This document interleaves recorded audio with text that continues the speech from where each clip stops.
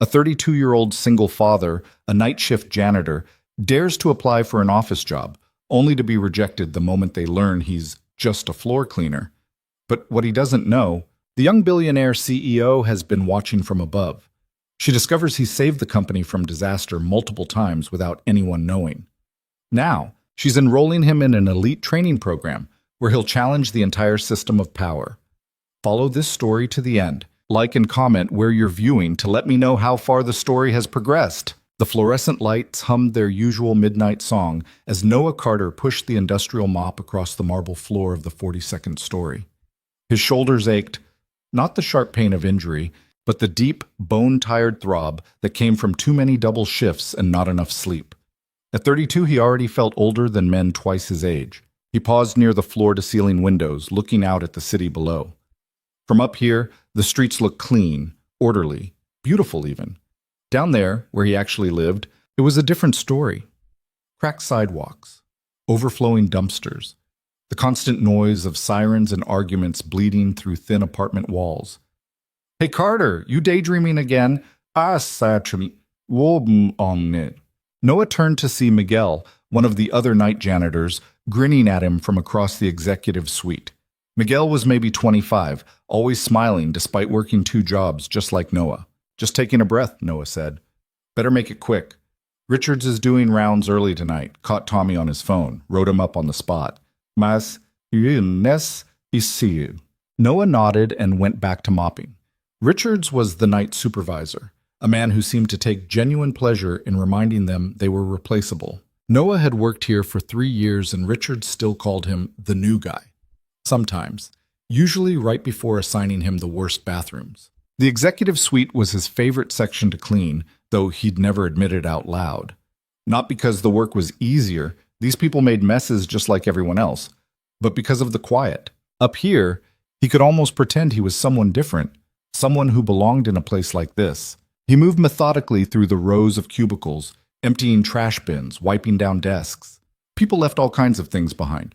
Half-eaten lunches, family photos, post-it notes with passwords written on them in plain sight. Once, he'd found a wedding ring sitting on a desk.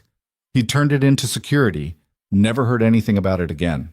Near the corner office, the one with Lena Vaughn, CEO, etched on the glass door, Noah noticed something off. A smell. Faint but distinct. Burning plastic. He stopped, sniffing the air. There it was again. Setting down his mop, Noah followed his nose toward the wall of filing cabinets. The smell grew stronger. He crouched down, pressing his hand against the wall panel. Warm. Too warm.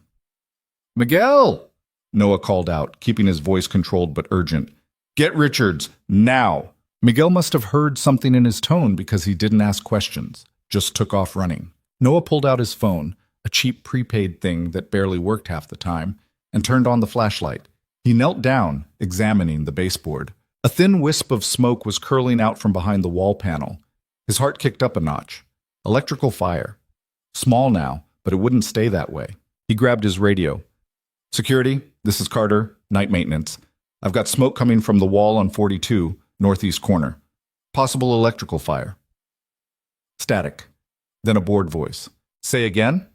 "Electrical fire," Noah repeated, louder this time. "Northeast corner, 42nd floor. We need the fire department. Hold on. Let me get a supervisor."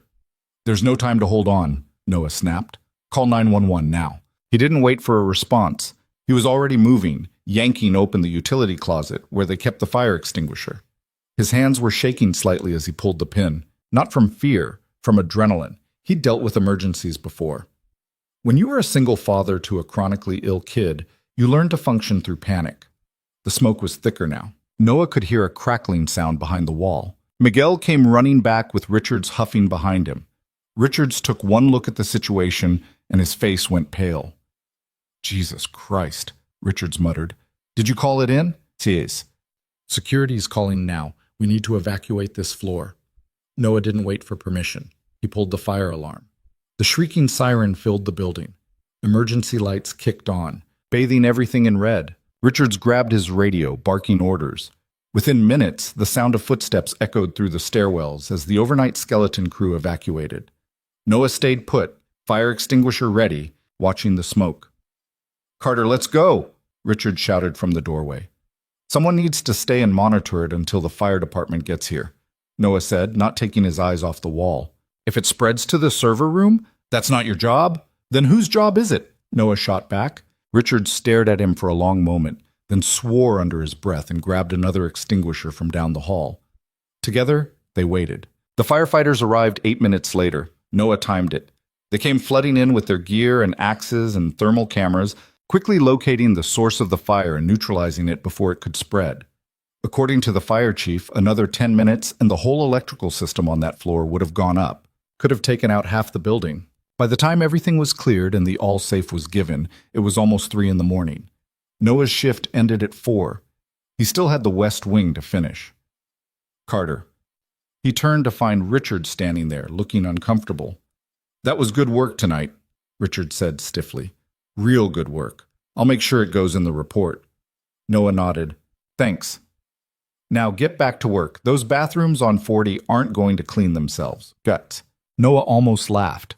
Almost. Instead, he just picked up his mop and headed for the elevator. Oi. He got home a little after 5 a.m.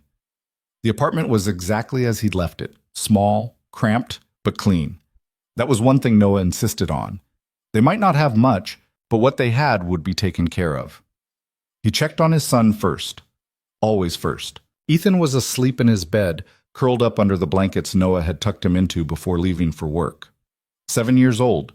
Small for his age, with dark hair that stuck up in every direction. Noah stood in the doorway for a moment, just watching the rise and fall of his son's chest. Ethan had been born with a congenital heart defect. 3 surgeries by age 5. More to come, probably. The medical bills were staggering. Even with insurance, the bare minimum plan Noah's job offered, they were drowning in debt. Noah's ex-wife had left when Ethan was 2. Couldn't handle the stress, she'd said. Couldn't handle watching their son suffer. She sent a check sometimes, not often, never enough. He moved quietly through the apartment, pulling off his work clothes and throwing them in the hamper. His body ached, his eyes burned from exhaustion, but he couldn't sleep yet. Ethan would be up in an hour for school, and Noah needed to make breakfast, pack lunch, make sure all the medications were sorted. He stood in the bathroom, staring at himself in the mirror. When had he started looking so tired? The lines around his eyes seemed deeper every day. His hair needed cutting. His jaw was shadowed with stubble because he'd been too exhausted to shave. 32 years old. This was his life.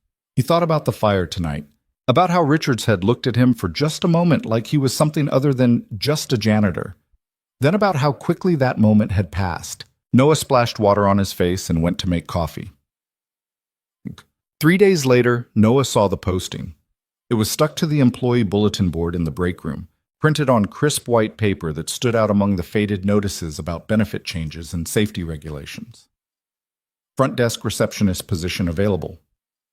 He read it twice, then a third time. The job was Monday through Friday, daytime hours. Health insurance included. Better coverage than what the night maintenance crew got. The salary was less than what he made with all his overtime, but it came with something he didn't have. Stability. Regular hours. Weekends off. Time with his son. Noah pulled out his phone and took a picture of the posting. You thinking about applying? Bite. He turned to find Carmen, one of the day shift supervisors, watching him from the coffee maker. She was in her 50s, had worked here longer than anyone, knew everyone's story. Maybe, Noah said carefully. Carmen smiled, but it didn't quite reach her eyes. You should go for it. You'd be good at it. You think so? I know so.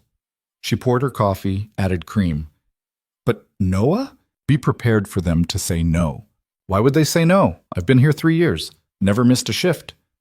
My evaluations are always, because you're a janitor, Carmen said quietly. And that's all they see when they look at you. Doesn't matter what you're capable of. Doesn't matter that you probably know this building better than half the people with offices. You're a janitor, and they're going to treat you like that's all you'll ever be. Noah felt something tighten in his chest. Then why did you say I should apply? Because maybe I'm wrong. She shrugged. And because you'll never know unless you try. But I've been here 23 years, and I've seen how this works. I just don't want you to get your hopes up too high. She left him standing there, staring at the posting. That night, after Ethan was asleep, Noah sat at their tiny kitchen table and filled out the application. He typed carefully, checking his spelling 3 times. Under current position, he wrote maintenance technician, night shift. Under relevant experience, he listed customer service skills from a retail job he'd held years ago, before Ethan was born. Under why are you interested in this position, he wrote, I want to build a better future for my family. I'm a hard worker. I know this company inside and out, and I'm ready for a new challenge. He read it over. It sounded desperate. He deleted it and tried again. I believe my experience with this company and my strong work ethic make me an excellent candidate for this role. Better. More professional. He clicked submit before he could second-guess himself. The email came 2 days later. Dear Mr. Carter, thank you for your interest in the front desk receptionist position. We would like to invite you for an interview this Friday at 2 p.m. Please report to Human Resources on the 15th floor. Sincerely, Meridian Industries HR Department. Noah read the email 5 times. His hands were shaking. He had an interview, an actual interview. The problem was, Friday at 2 p.m. was right in the middle of when he should be sleeping. He worked Thursday night until 4 a.m., then was back on shift Friday at 11 p.m. That left him maybe 10 hours, and most of that needed to be sleep if he was going to function.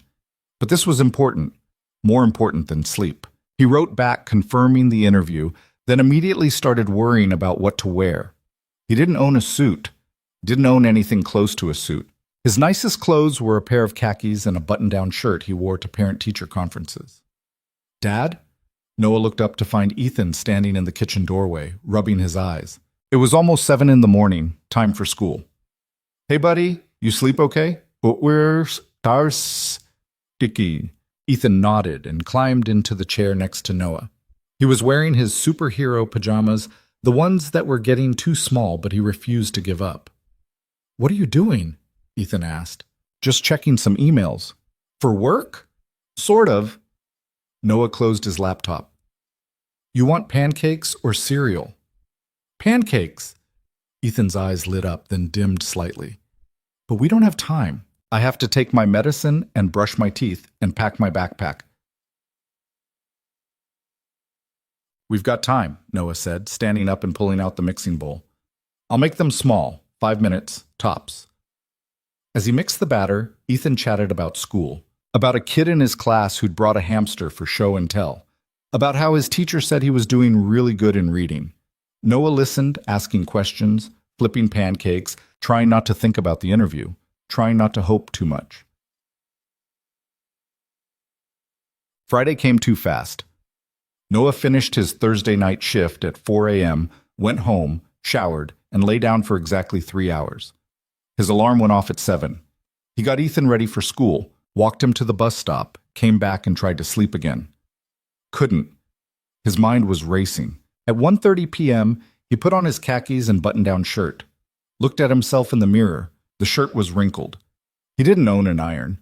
He hung it in the bathroom and ran a hot shower, hoping the steam would help. It helped a little. At 1:45, he took the bus downtown. He could have walked. It was only 20 minutes, but he didn't want to show up sweaty. He'd been inside Meridian Industries hundreds of times, but never like this. Never through the front door during business hours. Never as someone who belonged. The lobby was massive, all marble and glass and chrome. People in expensive suits moved through it like they owned the place. Because they did, in a way.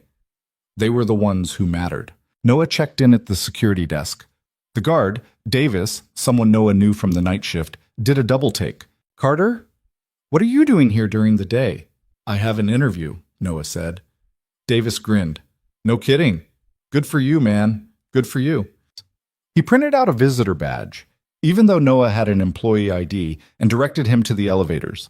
The 15th floor was quieter than the lobby. Soft carpet, muted colors, offices with closed doors. Noah found the HR department and checked in with the receptionist. Noah Carter, he said. I have a 2 o'clock interview. Oh. She was young, maybe 23, with perfect makeup and hair that looked like she'd just stepped out of a salon. She glanced at her computer screen, then up at him. Oh, she said, and there was something in that "oh" that made Noah's stomach drop. Right, have a seat, please. Someone will be with you shortly. He sat in one of the waiting room chairs. There were magazines on the coffee table, business publications he'd never heard of, with covers featuring people in power poses. 10 minutes passed, then 15, then 20. At 2:25, a woman emerged from one of the offices. She was in her 40s, wearing a sharp pantsuit, carrying a folder. "Mr. Carter?" Noah stood up. "Yes, ma'am." She didn't offer to shake his hand. "I'm Patricia Hendricks, HR Director. Come with me, please." He followed her into a small conference room. She sat down on one side of the table. He sat across from her. She opened the folder and pulled out his application, scanning it briefly. "So," she said, "you're currently working in maintenance?" "Yes, ma'am." "Night shift. I've been with the company for 3 years." "And you're interested in transitioning to a front desk position?" "I am.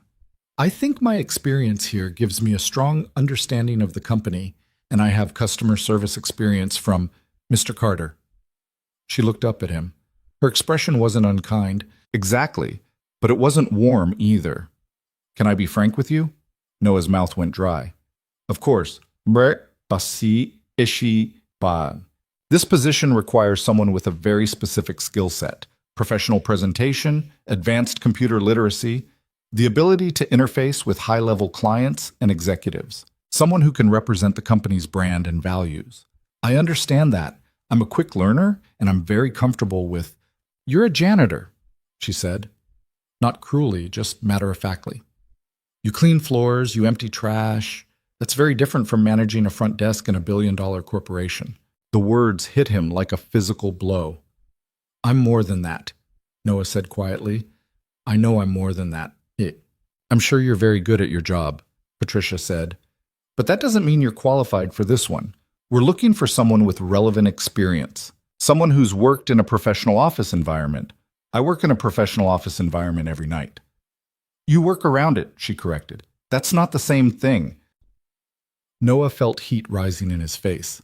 Not anger exactly. Something worse. Shame. "I saved this building from burning down 2 weeks ago," he said.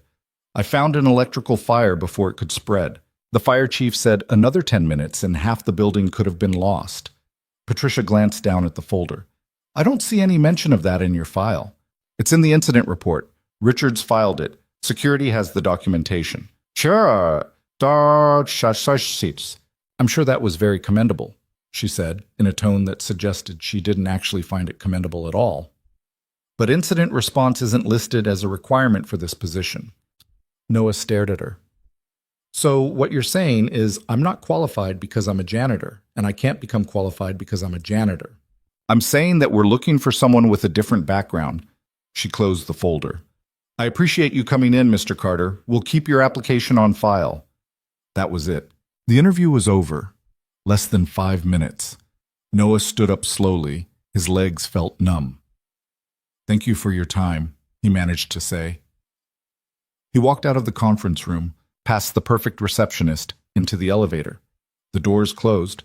He was alone. He pressed the button for the ground floor and leaned back against the wall, closing his eyes. Just a janitor. The elevator descended. Noah counted the floors. 42, 41, 40. On the 44th floor, in an office suite that overlooked the entire city, Lena Vaughn stood at her window and watched the street below. She was 28 years old and CEO of a company her father had built from nothing. When he died 2 years ago, everyone said she was too young, too inexperienced, too female to hold it together. She'd proved them wrong. Meridian Industries was more profitable now than it had ever been. But success came with isolation. She was surrounded by people all day, every day, and she'd never felt more alone. Her assistant's voice crackled over the intercom. "Ms. Vaughn, your 2:30 is here. Send them in." But Lena didn't move from the window. She was watching something in the plaza below. A man had just exited the building. He was wearing khakis and a wrinkled button-down shirt, walking with his shoulders hunched, his hands shoved in his pockets. Something about his body language caught her attention. She'd built a career on reading people, on seeing what others missed. And this man, there was something defeated about him, but also something dignified, like he'd just lost a fight but refused to lie down. She pulled out her phone and called down to security. "Davis, it's Lena Vaughn. There was a man who just left the building. White shirt, khakis. Can you tell me who that was? A pause. That'd be Noah Carter, ma'am. One of our night maintenance crew. He just had an interview with HR. For what position? Front desk receptionist, I believe. Lena frowned. And I'm guessing it didn't go well, based on how he looked when he came back down. Thank you, Davis. She hung up and stood there for a long moment, thinking. Then she picked up her phone again and dialed a different number. Patricia, this is Lena. I need you to pull a personnel file for me.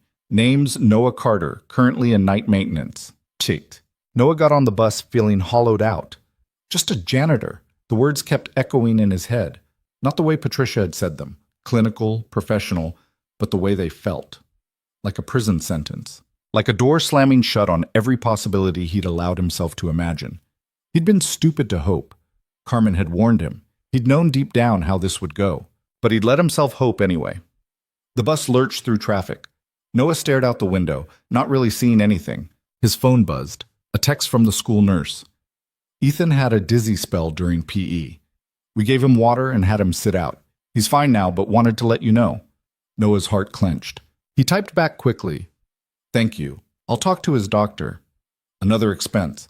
Another reminder that he couldn't afford to lose this job, couldn't afford to take risks, couldn't afford to want anything more than what he had. He got off at his stop and walked the 3 blocks to their apartment building. The elevator was broken again. He took the stairs to the 4th floor. Inside, the apartment was quiet. Ethan wouldn't be home for another hour. Noah sat down on the couch and let his head fall back. He should sleep. He had to be at work in 7 hours. Instead, he just sat there, staring at the ceiling, thinking about what Patricia Hendricks had said. You're a janitor. Yeah, he was. And according to Meridian Industries, that was all he'd ever be. Suck. Lena Vaughn spent the rest of Friday afternoon reading through Noah Carter's personnel file. It was thin. Maintenance workers didn't generate much paperwork, but what was there was telling. 3 years of perfect attendance. 0 disciplinary actions. Performance reviews that consistently rated him exceeds expectations in every category. A safety commendation from 2 years ago when he'd prevented a slip and fall by immediately cleaning up a spill and putting out warning signs. Another commendation from 18 months ago when he'd noticed and reported a malfunctioning security camera. And then, 2 weeks ago, the incident report about the electrical fire. Lena read it carefully. According to the security logs, Noah had called it in within 90 seconds of noticing the smoke. He'd pulled the fire alarm, evacuated the floor, and stayed to monitor the situation until firefighters arrived. The fire chief's report confirmed that his quick action had prevented catastrophic damage. There was a note at the bottom from Richards. The night supervisor, Carter, showed excellent judgment and remained calm under pressure. Recommend recognition.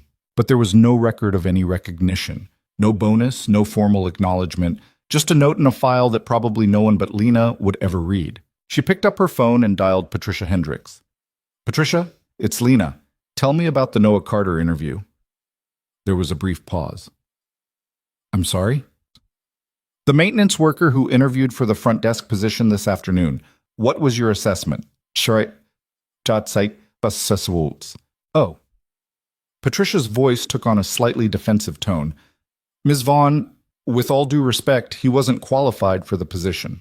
He has no relevant experience, no professional background. What did you ask him? I'm sorry? In the interview. What questions did you ask him? Another pause. I explained the requirements of the position and asked about his background. So you didn't actually interview him. You told him he wasn't qualified and sent him away. Ms. Vaughn, I understand you like to be involved in hiring decisions, but for a position like this, Patricia. Lena's voice went cold. In the past 3 years, how many electrical fires has this building had? I'm not sure. I'd have to check with facilities. One, Lena said. We've had 1 electrical fire, and it could have destroyed half the building. Do you know who stopped it? Silence. Noah Carter stopped it. The janitor you just told wasn't qualified to answer phones. The man who's worked here for 3 years without missing a single shift, who's been commended multiple times for going above and beyond, who probably knows this building better than anyone except facilities management. I understand, but no, Lena interrupted. You don't understand, and that's the problem. She hung up. For a long moment, she sat at her desk, thinking. Then she opened her laptop and started typing an email. Ick. Noah's phone rang at 11 p.m. just as he was getting ready to leave for work. Unknown number.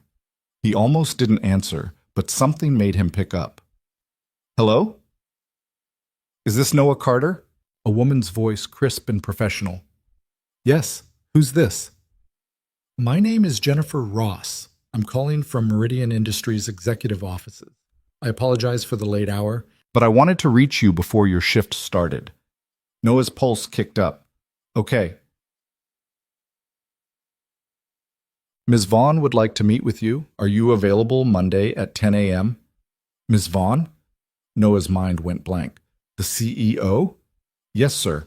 She's reviewed your personnel file and would like to discuss some opportunities with you. Would Monday morning work? Noah's mouth had gone dry.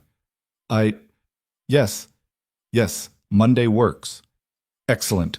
Please come to the executive suite on the 44th floor. Security will be expecting you.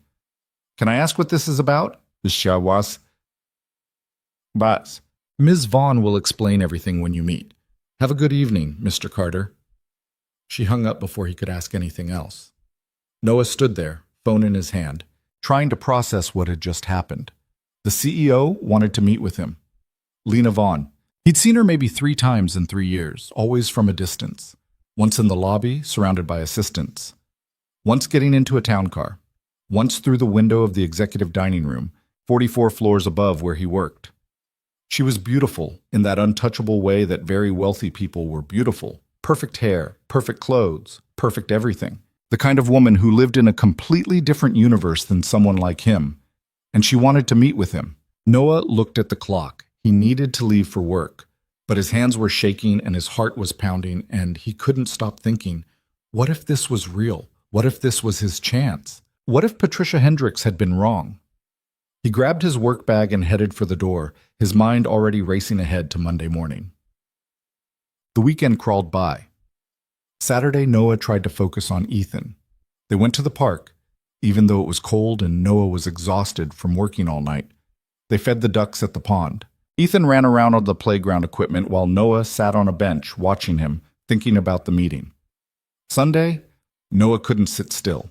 He cleaned the apartment top to bottom, did laundry, organized the kitchen cabinets. Anything to keep his hands busy and his mind from spinning. Ethan noticed. Dad, are you okay? I'm fine, buddy, just thinking about work stuff. Are you in trouble? No. Noah crouched down so they were eye level. Actually, something good might be happening, but I don't know yet, so I don't want to talk about it until I'm sure.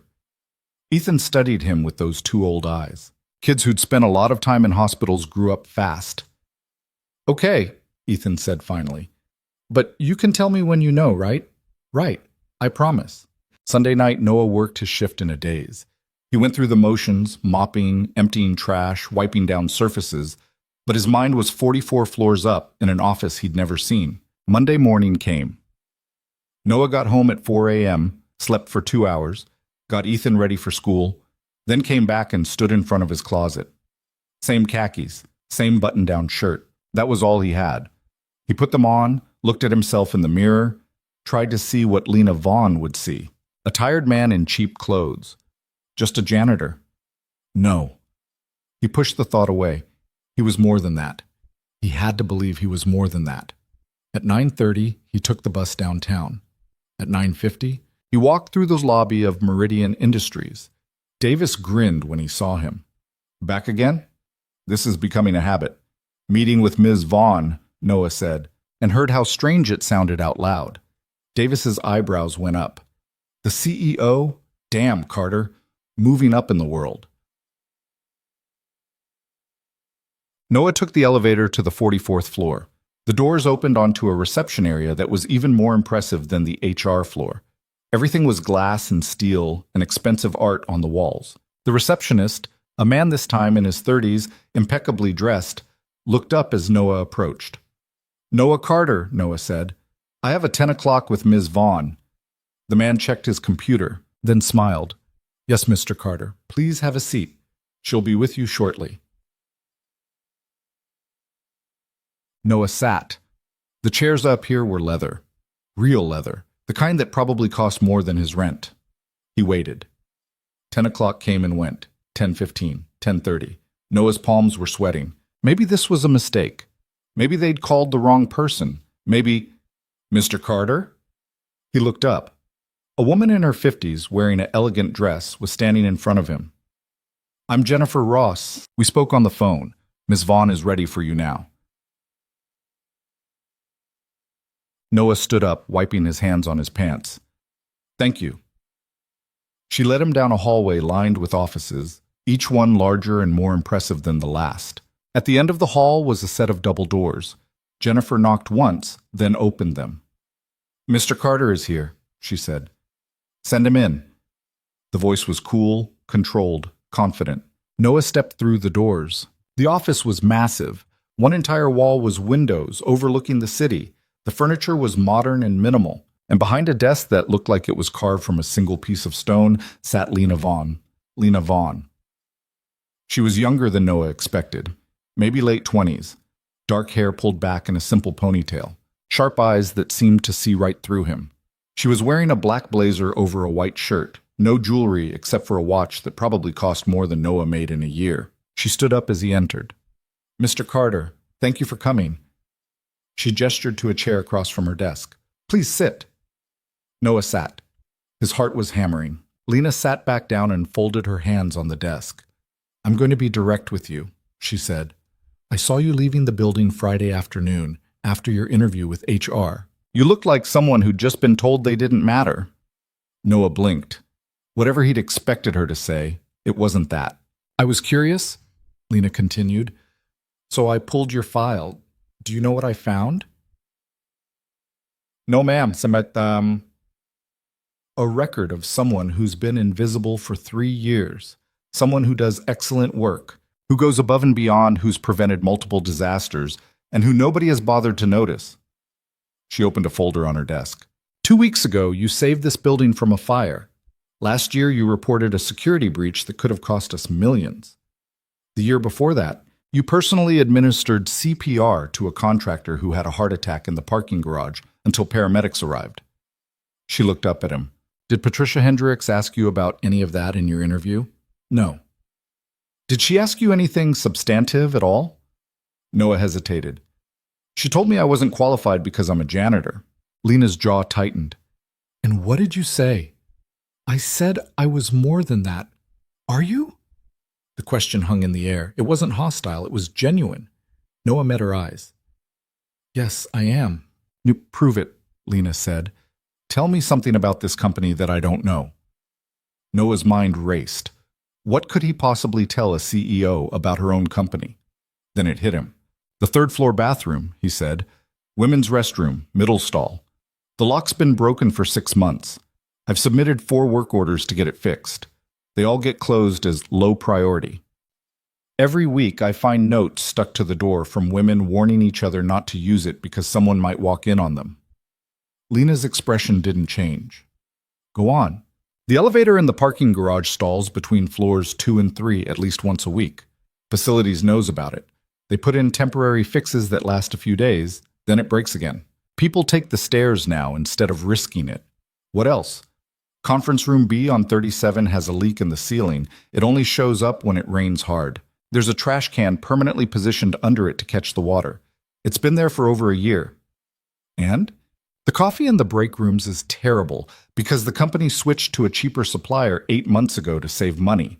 Employee satisfaction scores dropped, but nobody connected the dots.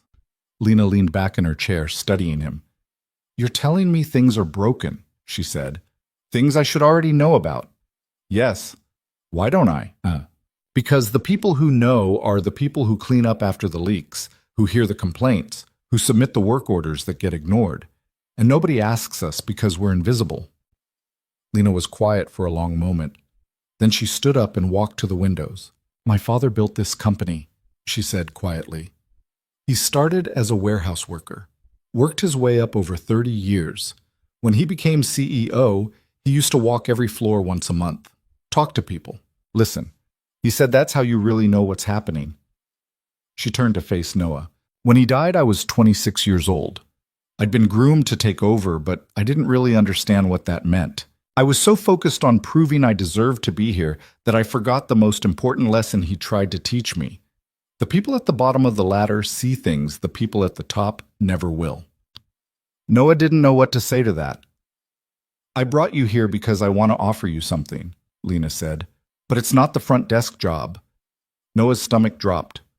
Oh, I'm launching a new executive training program, 6 months, intensive, designed to develop future leaders from within the company. If you're selected, you'll attend seminars, shadow senior management, work on real projects that directly impact the business. At the end, if you succeed, you'll be placed in a management position. Noah stared at her. You want me to apply? No, Lena said. I want you to accept. You're already in. The room seemed to tilt. I don't understand, Noah said slowly. Why me? Because you see what others don't. Because you care about things that matter. Because you've proven yourself over and over again and nobody noticed. She paused. And because when Patricia Hendricks told you that you were just a janitor, you didn't believe her. Noah's throat was tight. What about my current job? You'd transition off night shift immediately. The program starts 2 weeks from today. You'd be paid your current salary plus 20% during training, full benefits. She tilted her head slightly. I pulled your file, Mr. Carter. I know about your son, about the medical expenses. The program includes premium health coverage for your whole family. Noah couldn't breathe. I need to think about it, he heard himself say. Lena smiled slightly. No, you don't. You need to be smart enough to say yes. She was right. He knew she was right. But it was too much, too fast. Things like this didn't happen to people like him. I'm not qualified, Noah said. I barely finished high school. I've never managed anyone. I don't know anything about business. What? You'll learn, Lena interrupted. That's the entire point of the program. I'm not looking for someone who already knows everything. I'm looking for someone who's willing to work harder than everyone else to figure it out. Someone who understands this company from the ground up. She leaned forward slightly. I'm looking for someone like you. Noah wanted to believe her, wanted it so badly it hurt. Can I ask you something? He said. Of course. Why are you really doing this? Lena didn't answer right away. She walked back to her desk, sat down, and looked at him with an expression he couldn't quite read. Because I'm tired of being surrounded by people who've never struggled for anything, she said finally. People who got here because their parents made the right connections, because they went to the right schools, because they look and sound the part. They're good at what they do, but they don't really understand what's at stake for the people who work here. They don't understand what it means when someone's job is the only thing standing between them and losing everything. She paused. My father understood that. He never forgot where he came from. I'm trying to build what he would have built if he'd lived long enough. And I can't do that with a leadership team that's never been anything but comfortable. Noah sat there, taking it in. What do I have to do? He asked. Show up, Lena said simply. Work harder than you've ever worked. Be willing to fail and learn from it. And most importantly, don't let anyone make you feel like you don't belong. Because you do. She extended her hand across the desk. So, do we have a deal? Noah looked at her hand, at her face, at the entire impossible situation. Then he reached out and shook. Yeah, he said. We have a deal. Lena smiled, a real smile this time, not the polished professional version. Good. Jennifer will get you the paperwork. Your first day is 2 weeks from today, 8 a.m. Don't be late. I won't. Noah stood up. His legs felt shaky. His whole body felt shaky. He was halfway to the door when Lena spoke again. Mr. Carter? He turned back. You saved this building, she said quietly. More than once. It's about time someone noticed. Noah couldn't speak. He just nodded and walked out. In the elevator going down, he pulled out his phone. He had to call Ethan's school, had to rearrange his schedule, had to figure out childcare for the training program hours, had to figure out how his entire life had just changed in the span of 20 minutes.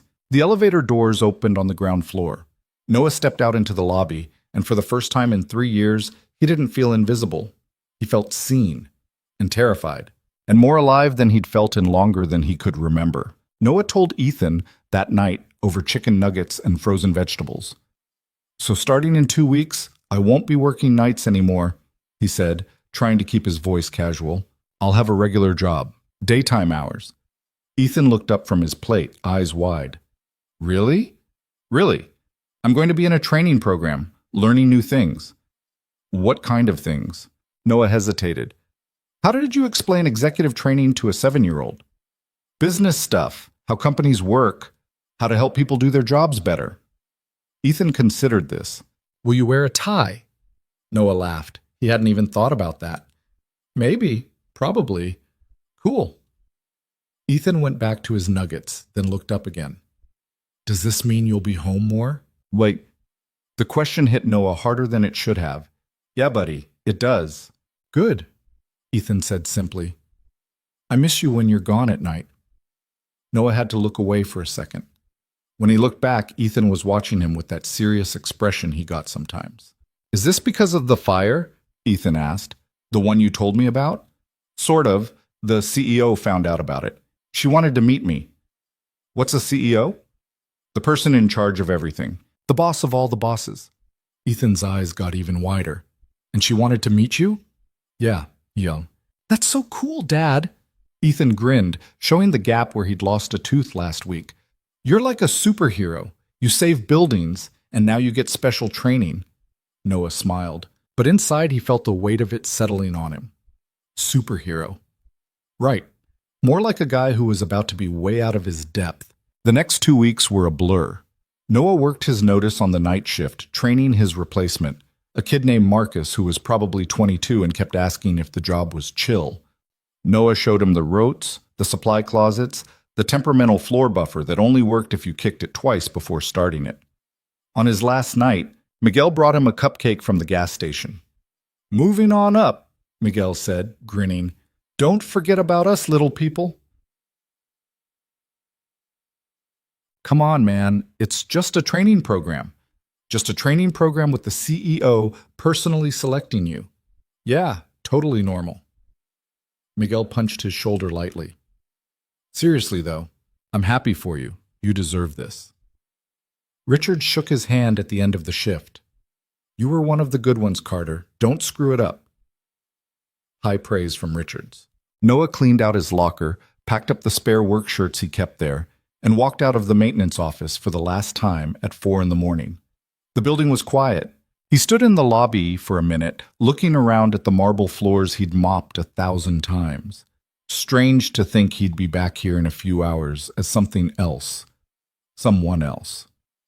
He went home, slept for 3 hours, got Ethan ready for school, and then stood in front of his closet again.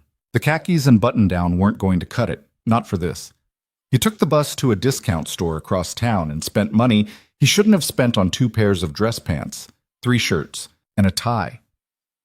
The woman at the register asked if he needed help tying it, and he said yes, embarrassed, watching her demonstrate the knot twice before he felt confident he could replicate it. At home, he practiced in the mirror. The tie looked wrong, too tight, too loose, too crooked. He did it 6 times before it looked halfway decent. Ethan watched from the doorway. "You look fancy." "I look nervous." "You look like a businessman." Noah studied his reflection. The clothes fit okay. He'd shaved carefully, cut his hair, $20 at a walk-in place that smelled like chemicals. He looked different. But underneath, he still felt like the same guy who'd been emptying trash cans a week ago. That night, he couldn't sleep. He lay in bed staring at the ceiling, running through scenarios in his head.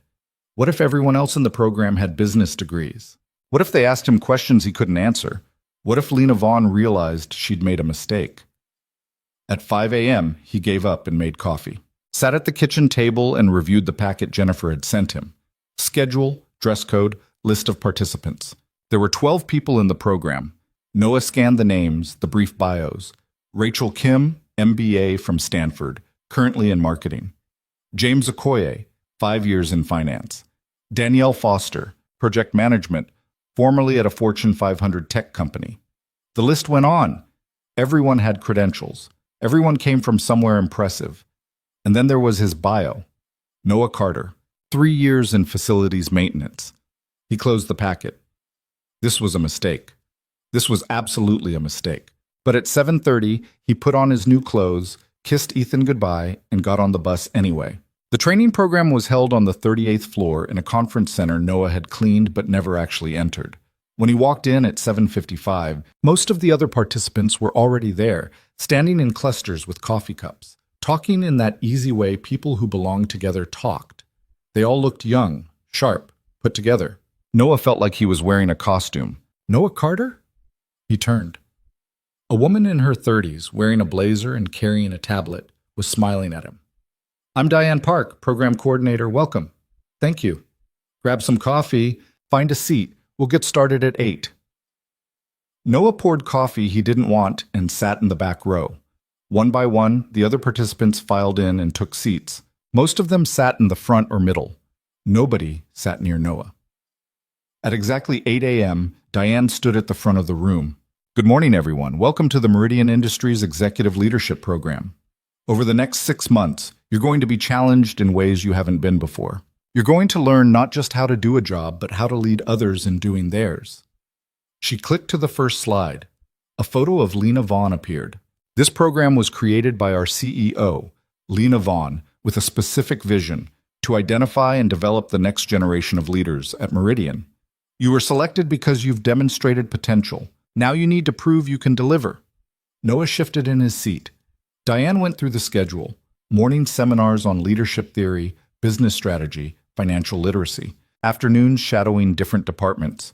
Weekly projects. Monthly evaluations. "You'll be working in teams," she said, "but you'll also be evaluated individually. At the end of 6 months, not everyone will receive a placement. This program has a 60% success rate. That means 4 of you will not move forward." A ripple went through the room. Noah felt his stomach tighten. "Let's go around and introduce ourselves," Diane said. "Name, current role, and one thing you hope to gain from this program." The introduction started. Rachel Kim went first, polished, confident, talking about strategic thinking and global market positioning. James Okoye talked about financial systems and operational efficiency. Danielle Foster mentioned change management and organizational culture. The words barely registered with Noah. Everyone sounded so smooth, so prepared, like they'd been training for this their whole lives. Then it was his turn.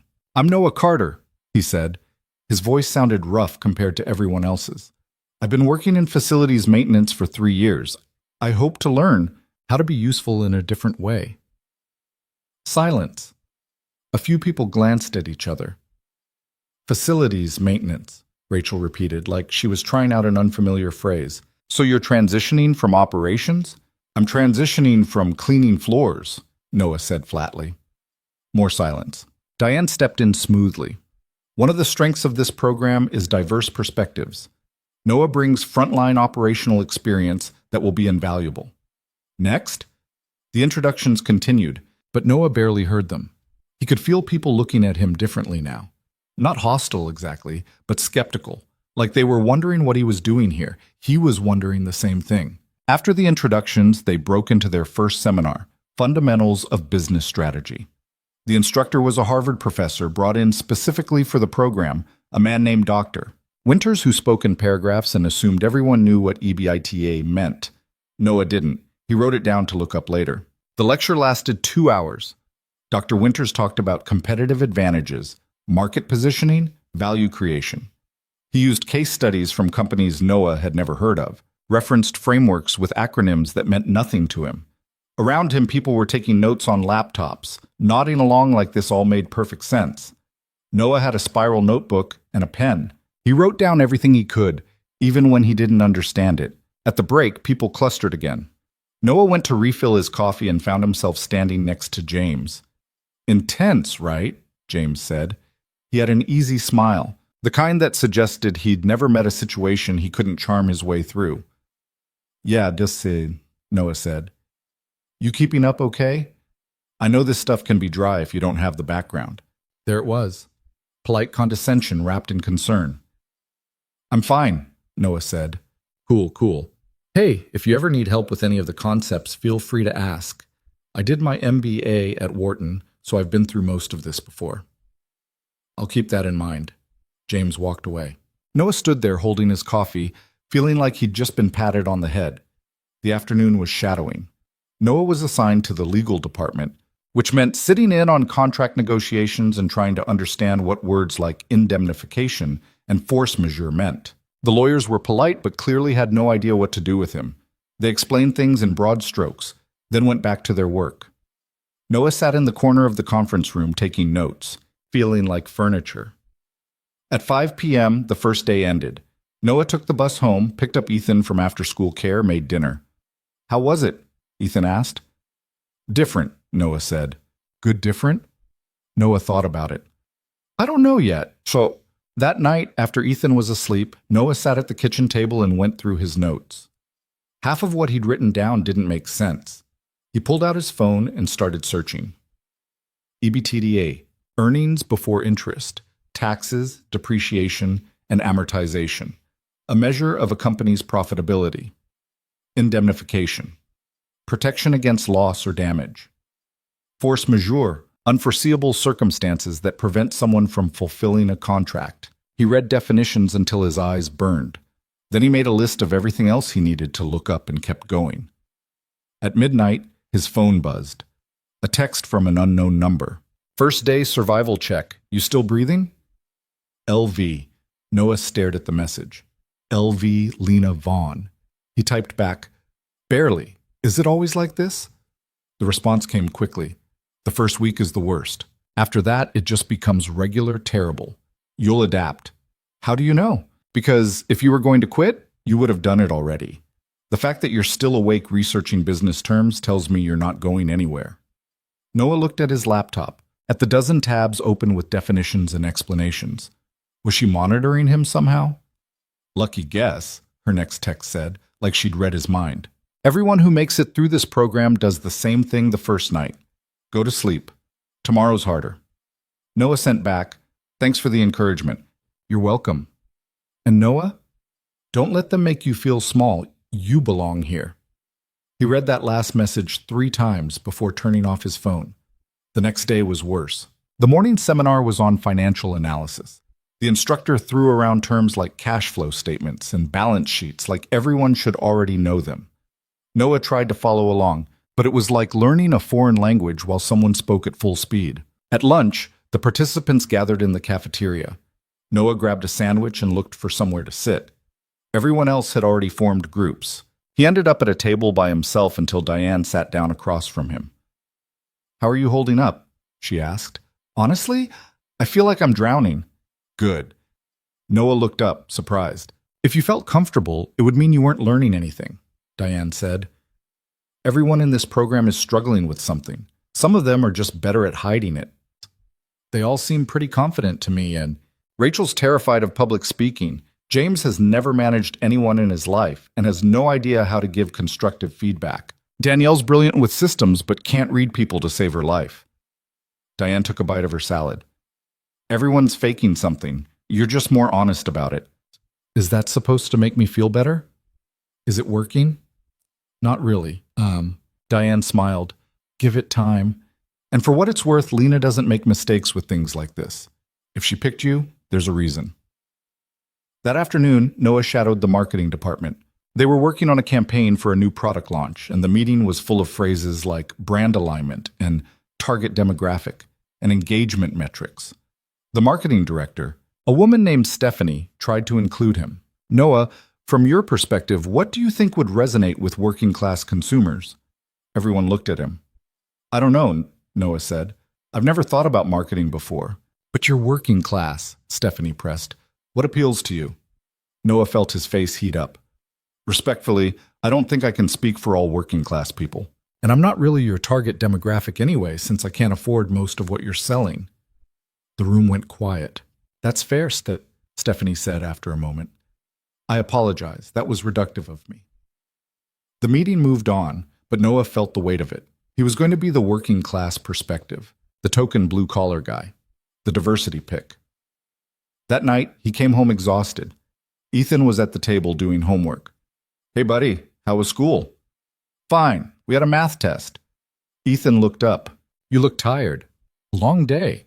Is the training hard? Yeah, really hard. Ethan put down his pencil. Are you going to quit? No. Why would you ask that? Because you look like you want to. Noah sat down next to him. I'm not going to quit, but I'm not going to lie to you. This is harder than I thought it would be. Everyone else seems to know things I don't know. They've been to these fancy schools and had these fancy jobs, and I'm just me. Ethan was quiet for a moment. Then he said, When I started school, everyone else already knew how to read. I didn't. I felt really dumb. You're not dumb. I know that now, but I didn't then. Mrs. Patterson said that everyone learns at different speeds, and that's okay. She said what matters is that you keep trying. Ethan looked at Noah seriously. You're trying really hard, Dad. That's what matters. Noah felt his throat tighten. When had his 7-year-old gotten so wise? Thanks, buddy, he managed to say. The first week crawled by. Every day was the same pattern. Morning seminars where Noah felt lost. Afternoons shadowing departments where he felt useless. Nights staying up late trying to teach himself everything he should already know. By Friday, he was running on 4 hours of sleep and too much coffee. The afternoon session was a group project. They had to analyze a case study and present recommendations. Noah was paired with Rachel, James, and a guy named Trevor from operations. They gathered in one of the small conference rooms with the case study packet. Okay, Rachel said, taking charge immediately. Let's divide this up. I'll handle the market analysis. James, you take the financial projections. Trevor, competitive landscape. Noah, she paused. What are you comfortable with? I don't know, Noah said. What needs to be done? Well, we need someone to compile everything and do the presentation deck. I can do that. Great. They worked for 2 hours. Rachel and James threw around jargon, building financial models on their laptops. Trevor researched competitors. Noah listened, took notes, tried to understand what they were actually saying. We need to calculate the NPV, James said at one point. What's NPV? Noah asked. James looked at him. Net present value. It's a basic financial metric. I don't know what that is. Seriously? Trevor said. They didn't cover that in the first week? They did. I didn't understand it. Rachel jumped in. It's the difference between the present value of cash inflows and outflows. Basically, it tells you if an investment is worth making. Okay, Noah said. How do you calculate it? James sighed. Look, maybe this would go faster if you just focus on the PowerPoint and let us handle the analysis. Translation, sit in the corner and stay out of the way. Noah felt anger flash through him. I'm here to learn. Telling me to just make slides doesn't help me learn anything. We have a deadline, James said. This presentation is due Monday. We can teach you finance later. James, Rachel said quietly. He's right. We should explain it. We don't have time. Then we'll make time. Rachel turned to Noah. NPV is calculated by taking future cash flows, discounting them to present value, and subtracting the initial investment. Here, I'll show you. She walked him through it, slowly, patiently. Noah still didn't fully get it, but he understood enough to follow the logic. Thanks, he said. No problem. We're supposed to be a team. James muttered something under his breath but went back to work. They finished the analysis by 6 p.m. Noah took everything home and spent the weekend building the presentation. He worked on it after Ethan went to bed, late into the night, making sure every slide was clear, every argument flowed logically. Monday morning, they presented to Dr. Winters and Diane. Rachel handled the market analysis. James walked through the financials. Trevor covered competition, and Noah tied it all together, explaining their recommendations in language that made sense. When they finished, Dr. Winters nodded. Strong work. The analysis is thorough and the presentation is exceptionally clear. Good job. As they filed out, Rachel fell into step next to Noah. That was really good, she said. The way you explained everything at the end, you made it accessible without dumbing it down. Thanks. I mean it. James and I, we get caught up in the technical stuff sometimes. We forget that the point is to communicate, not to show off how much we know. Noah glanced at her. She seemed genuine. Can I ask you something? He said. Sure. Why are you being nice to me? Rachel blinked. What? Everyone else treats me like I'm a charity case. You actually try to help. Maybe because I don't think you're a charity case, Rachel said. You're smart. You ask good questions. You work harder than anyone else here. She paused. And honestly, I respect someone who admits they don't know something more than someone who pretends they do. They reached the elevator. Rachel pressed the button.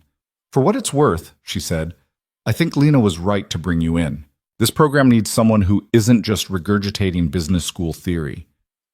The elevator arrived. Rachel got on. Noah stood there processing what she'd said. Maybe he wasn't entirely alone in this after all. Week 2 brought new challenges.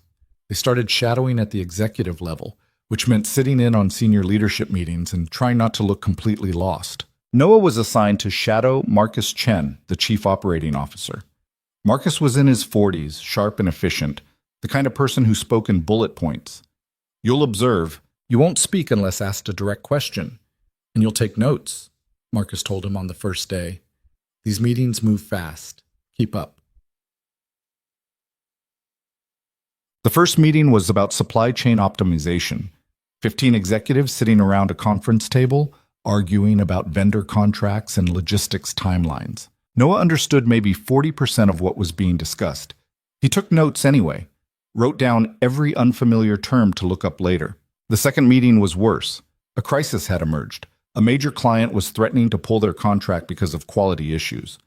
The room was tense, voices sharp, everyone talking over each other. Noah sat in the corner watching, and slowly he started to notice something. They were talking past each other. The VP of sales was focused on keeping the client happy at any cost. The VP of manufacturing was defending their quality standards. The CFO was worried about the financial impact. Nobody was actually listening. Marcus tried to moderate, but he was getting frustrated. We need a solution, Noah, he said finally. Today. What do we do? Silence. Noah's phone buzzed in his pocket. He ignored it, but it buzzed again and again. He pulled it out discreetly. 3 texts from Lena. You're in the client crisis meeting. I'm watching the room from the camera feed. You see it, don't you? Noah looked up at the camera in the corner of the room, looked back at his phone. See what? That they're solving the wrong problem. He stared at the message, then back at the room. She was right. They were so focused on the immediate crisis, how to save this one client, that they weren't addressing why the client was upset in the first place. The quality issue was a symptom, not the disease. His phone buzzed again. Speak up. Noah's heart jumped. No, absolutely not. He was here to observe, not to... You have something valuable to say. Say it. He looked at Marcus, who was rubbing his temples in frustration, at the executives who were starting to repeat the same arguments in circles. Noah took a breath. Excuse me, he said. Every head in the room turned. Marcus frowned. Noah, this isn't... I'm sorry for interrupting, Noah said quickly, but I think you're all asking the wrong question. The VP of sales, a woman named Jennifer, raised an eyebrow. And what question should we be asking? Im pepuach spawam. Noah's mouth was dry. You're asking how to fix this client relationship, but you should be asking why the quality issue happened in the first place. Because if you don't fix that, you're just going to have the same problem with the next client. We know why it happened, the VP of manufacturing said defensively. We had a machine malfunction. But why didn't anyone catch it before the product shipped? Noah said. Doesn't manufacturing do quality checks? Of course we do quality checks. Then someone either didn't do them or did them wrong, or the process itself is flawed. Noah looked around the table. I used to work maintenance. When something broke, we didn't just fix it and move on. We figured out why it broke so we could prevent it from breaking again. Otherwise, you're just putting out the same fire over and over. The room was completely silent. Marcus was staring at him. Go on. Then, I don't know your systems, Noah admitted. But if this client found a quality issue, it means something in your process failed. Maybe it's training. Maybe it's equipment. Maybe it's pressure to meet deadlines that makes people cut corners.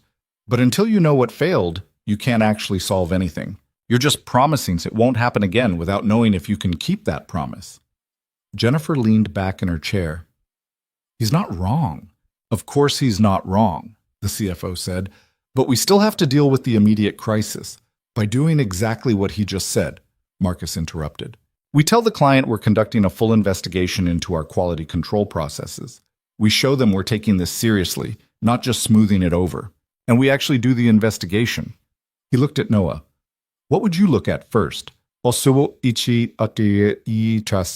Noah's mind raced. The people on the floor, the ones actually doing the work. They know where the problems are. They always do. But in my experience, nobody asks them. Marcus nodded slowly. Okay. Jennifer, you handle the client relationship. Tell them we're implementing a comprehensive quality review and we'll have results in 2 weeks. Greg, you oversee manufacturing. I want interviews with every floor supervisor and line worker. Find out what they're seeing that we're not. He turned to Noah. You're coming with Greg. You know how to talk to frontline workers. He doesn't. Greg, the VP of manufacturing, looked like he wanted to argue but thought better of it. The meeting wrapped up 10 minutes later. As everyone filed out, Marcus caught Noah's arm. That took guts, he said quietly. Stupid guts, maybe, but guts nonetheless. I'm sorry if I overstepped. You didn't. You saw something no one else in that room saw because you've been on the other side of it. Marcus studied him. Lena said you were different. I didn't really believe her until just now. Noah didn't know what to say to that. Don't make a habit of it, though, Marcus added. Next time you have an insight in a room full of executives, maybe lead with, I could be wrong, but instead of, you're asking the wrong question. Noted. Marcus smiled. Good. Now go help Greg save our manufacturing reputation. The next 2 days, Noah spent on the factory floor with Greg, interviewing workers. And it was like coming home. These people spoke his language. They didn't use business jargon or power poses. They told him straight what was wrong. Outdated equipment, insufficient training on new machinery, pressure from supervisors to meet quotas that made quality checks feel like a luxury. Noah took notes. Real notes. And when Greg tried to dismiss some of the complaints as just griping, Noah pushed back. They're not griping, he said. They're telling you the system is broken. Greg looked at him. You've been in this program for 2 weeks and you're lecturing me on how to run my department? I'm not lecturing. I'm telling you what I'm hearing. You can ignore it if you want, but then we'll be back in another crisis meeting in 6 months. Greg was quiet for a long moment. Then he said, write it up. Everything they told you. Every single complaint. Every suggestion. I'll read it.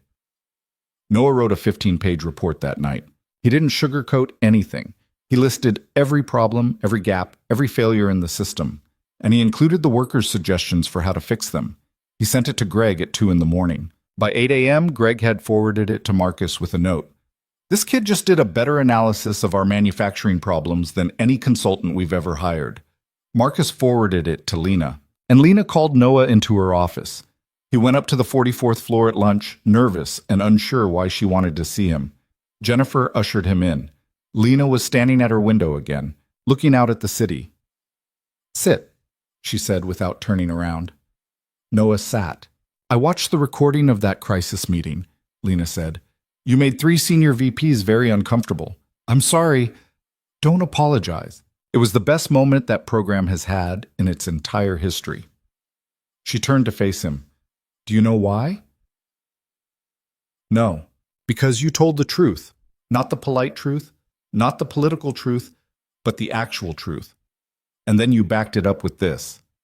She tapped a printed copy of his report sitting on her desk. 15 pages of documentation that proves you were right. Noah didn't know what to say. I'm putting you on the Manufacturing Quality Task Force, Lena said. You'll work with Greg's team to implement the recommendations in this report. It's in addition to your normal program work. That's going to be a lot. Can you handle it? Noah met her eyes. Yes. Good, because I'm about to ask more of you than I ask of anyone else in that program, and I need to know you won't break. Why me? Because everyone else is playing it safe, Lena said bluntly. They're here to advance their careers. You're here because you actually care about making things better. That's the difference. She walked to her desk and sat down. How's Ethan? she asked, shifting gears so fast it took Noah a second to catch up. He's good. Better health insurance is making a big difference. Good. I need you focused. Can't have you distracted by medical bills. It should have sounded cold, but somehow it didn't. It sounded practical. Is there anything else? Noah asked. Yes, stop eating lunch alone. Rachel's good people. James is a peacock, but he's smart. Make allies. You're going to need them. Boy, imasi. Noah stood up. Thank you. Don't thank me yet. Wait until you see how much work I just dumped on you. He was halfway to the door when she spoke again. Noah? He turned. You did good in that meeting. Really good. Don't second-guess yourself. He nodded and left. In the elevator going down, he pulled out his phone and texted Rachel. Want to grab lunch? Her response came immediately. Thought you'd never ask. They met in the cafeteria. Rachel had brought two of the other participants, Trevor and a woman named Lisa from accounting. So, Trevor said as they sat down, I heard you went rogue in a senior leadership meeting. Noah groaned. Word travels fast. It's a small company. When a trainee tells a room full of VPs they're doing it wrong, people talk. Trevor grinned. For what it's worth, I think it's awesome. James thinks you're insane, Lisa added. He said you just committed career suicide. James thinks everything is career suicide unless it involves networking, Rachel said. Ignore him. They ate and talked. And for the first time since the program started, Noah felt like maybe he wasn't completely out of place. When he got home that night, Ethan was waiting with a drawing. I made this for you, Ethan said, holding it up. It was a stick figure in a suit standing in front of a building. The words, My Dad, the Businessman, were written across the top in crayon. Noah felt something break open in his chest. It's perfect. Buddy, thank you. Are you still tired all the time? Yeah, but it's a good tired now. Ethan smiled and went back to his homework. Noah put the drawing on the refrigerator, right next to Ethan's latest report card. He looked at it for a long moment. Then he sat down and opened his laptop. He had a manufacturing report to revise and a presentation to build, and about 1,000 things to learn before tomorrow. But for the first time in his life, the work didn't feel like drowning. It felt like becoming something else. Someone else. Someone who belonged. The Manufacturing Quality Task Force met every Tuesday and Thursday at 7 a.m., which meant Noah was now starting his days an hour earlier than everyone else in the training program. He didn't complain. Greg had given him real responsibility. Not the observe and take notes kind, but the kind where people actually waited for his input before making decisions. The first meeting, Noah walked into a conference room full of engineers and production managers who looked at him like he was lost. You're the janitor, one of them said. Not a question, a statement. I was, Noah said, taking a seat at the table. Now I'm here to help fix your quality control problems. A woman in her 50s, the production manager from the main facility, laughed. Not meanly, but like she genuinely found it funny. No offense, kid, but what do you know about manufacturing quality control? I know that your workers are afraid to report problems because the last guy who did got written up for slowing down production, Noah said. He pulled out his notebook. I know your inspection stations are understaffed during second shift. I know the calibration on your testing equipment is 3 months overdue. And I know that none of you know any of this because the last time a senior manager actually walked the floor and talked to people was 8 months ago. The room went quiet. Greg leaned back in his chair, arms crossed, slight smile on his face. Anyone want to dispute any of that? No one did. Good, Greg said. Then let's skip the part where we pretend Noah doesn't know what he's talking about and get to work. They spent the next 2 hours going through Noah's report line by line. Some of the suggestions were simple. Better training protocols, clearer communication channels. Others were expensive. New equipment, additional staff, complete overhauls of inspection procedures. We don't have budget for half of this, the finance rep said. A nervous guy named Alan, who kept checking his phone. Then we prioritize, Noah said. What's going to give us the biggest impact for the least cost? They debated, argued, Greg mediated. By the end of the meeting, they had a plan. Not perfect, but workable. As everyone filed out, the production manager, her name was Donna, stopped next to Noah. You talked to Miguel lately? She asked. Noah looked up, surprised. You know Miguel? He's my nephew, told me about you when you got picked for this program. Said you were one of the good ones. She paused. He was right. Thanks. Don't thank me yet. You just volunteered us for a lot of work. But she was smiling when she said it. The task force became Noah's proving ground. Every meeting, he came prepared. He'd spend nights researching manufacturing standards, quality control methodologies, industry best practices. He'd call Miguel and ask him to connect Noah with other workers on the floor, people who could tell him what was really happening versus what the report said. And slowly, things started to change. The inspection stations got additional staff. The testing equipment got calibrated. Greg instituted a new policy where workers could report problems anonymously without fear of retaliation. Production slowed down slightly at first, but quality improved. Defect rates dropped. The client who'd threatened to leave signed a new 3-year contract. Marcus sent Noah an email that just said, "Well done." But the training program was getting harder. Week 6 brought the first major evaluation. Each participant had to present a strategic analysis of a department they'd shadowed, with recommendations for improvement. They had 1 week to prepare. Noah chose facilities management. It felt like cheating. He knew that department inside and out. But Diane had told him to play to his strengths, and this was definitely a strength. He spent every spare moment on the presentation. He talked to Carmen, to Miguel, to people still working night shift. He pulled maintenance logs, analyzed work order completion rates, mapped out inefficiencies in the system.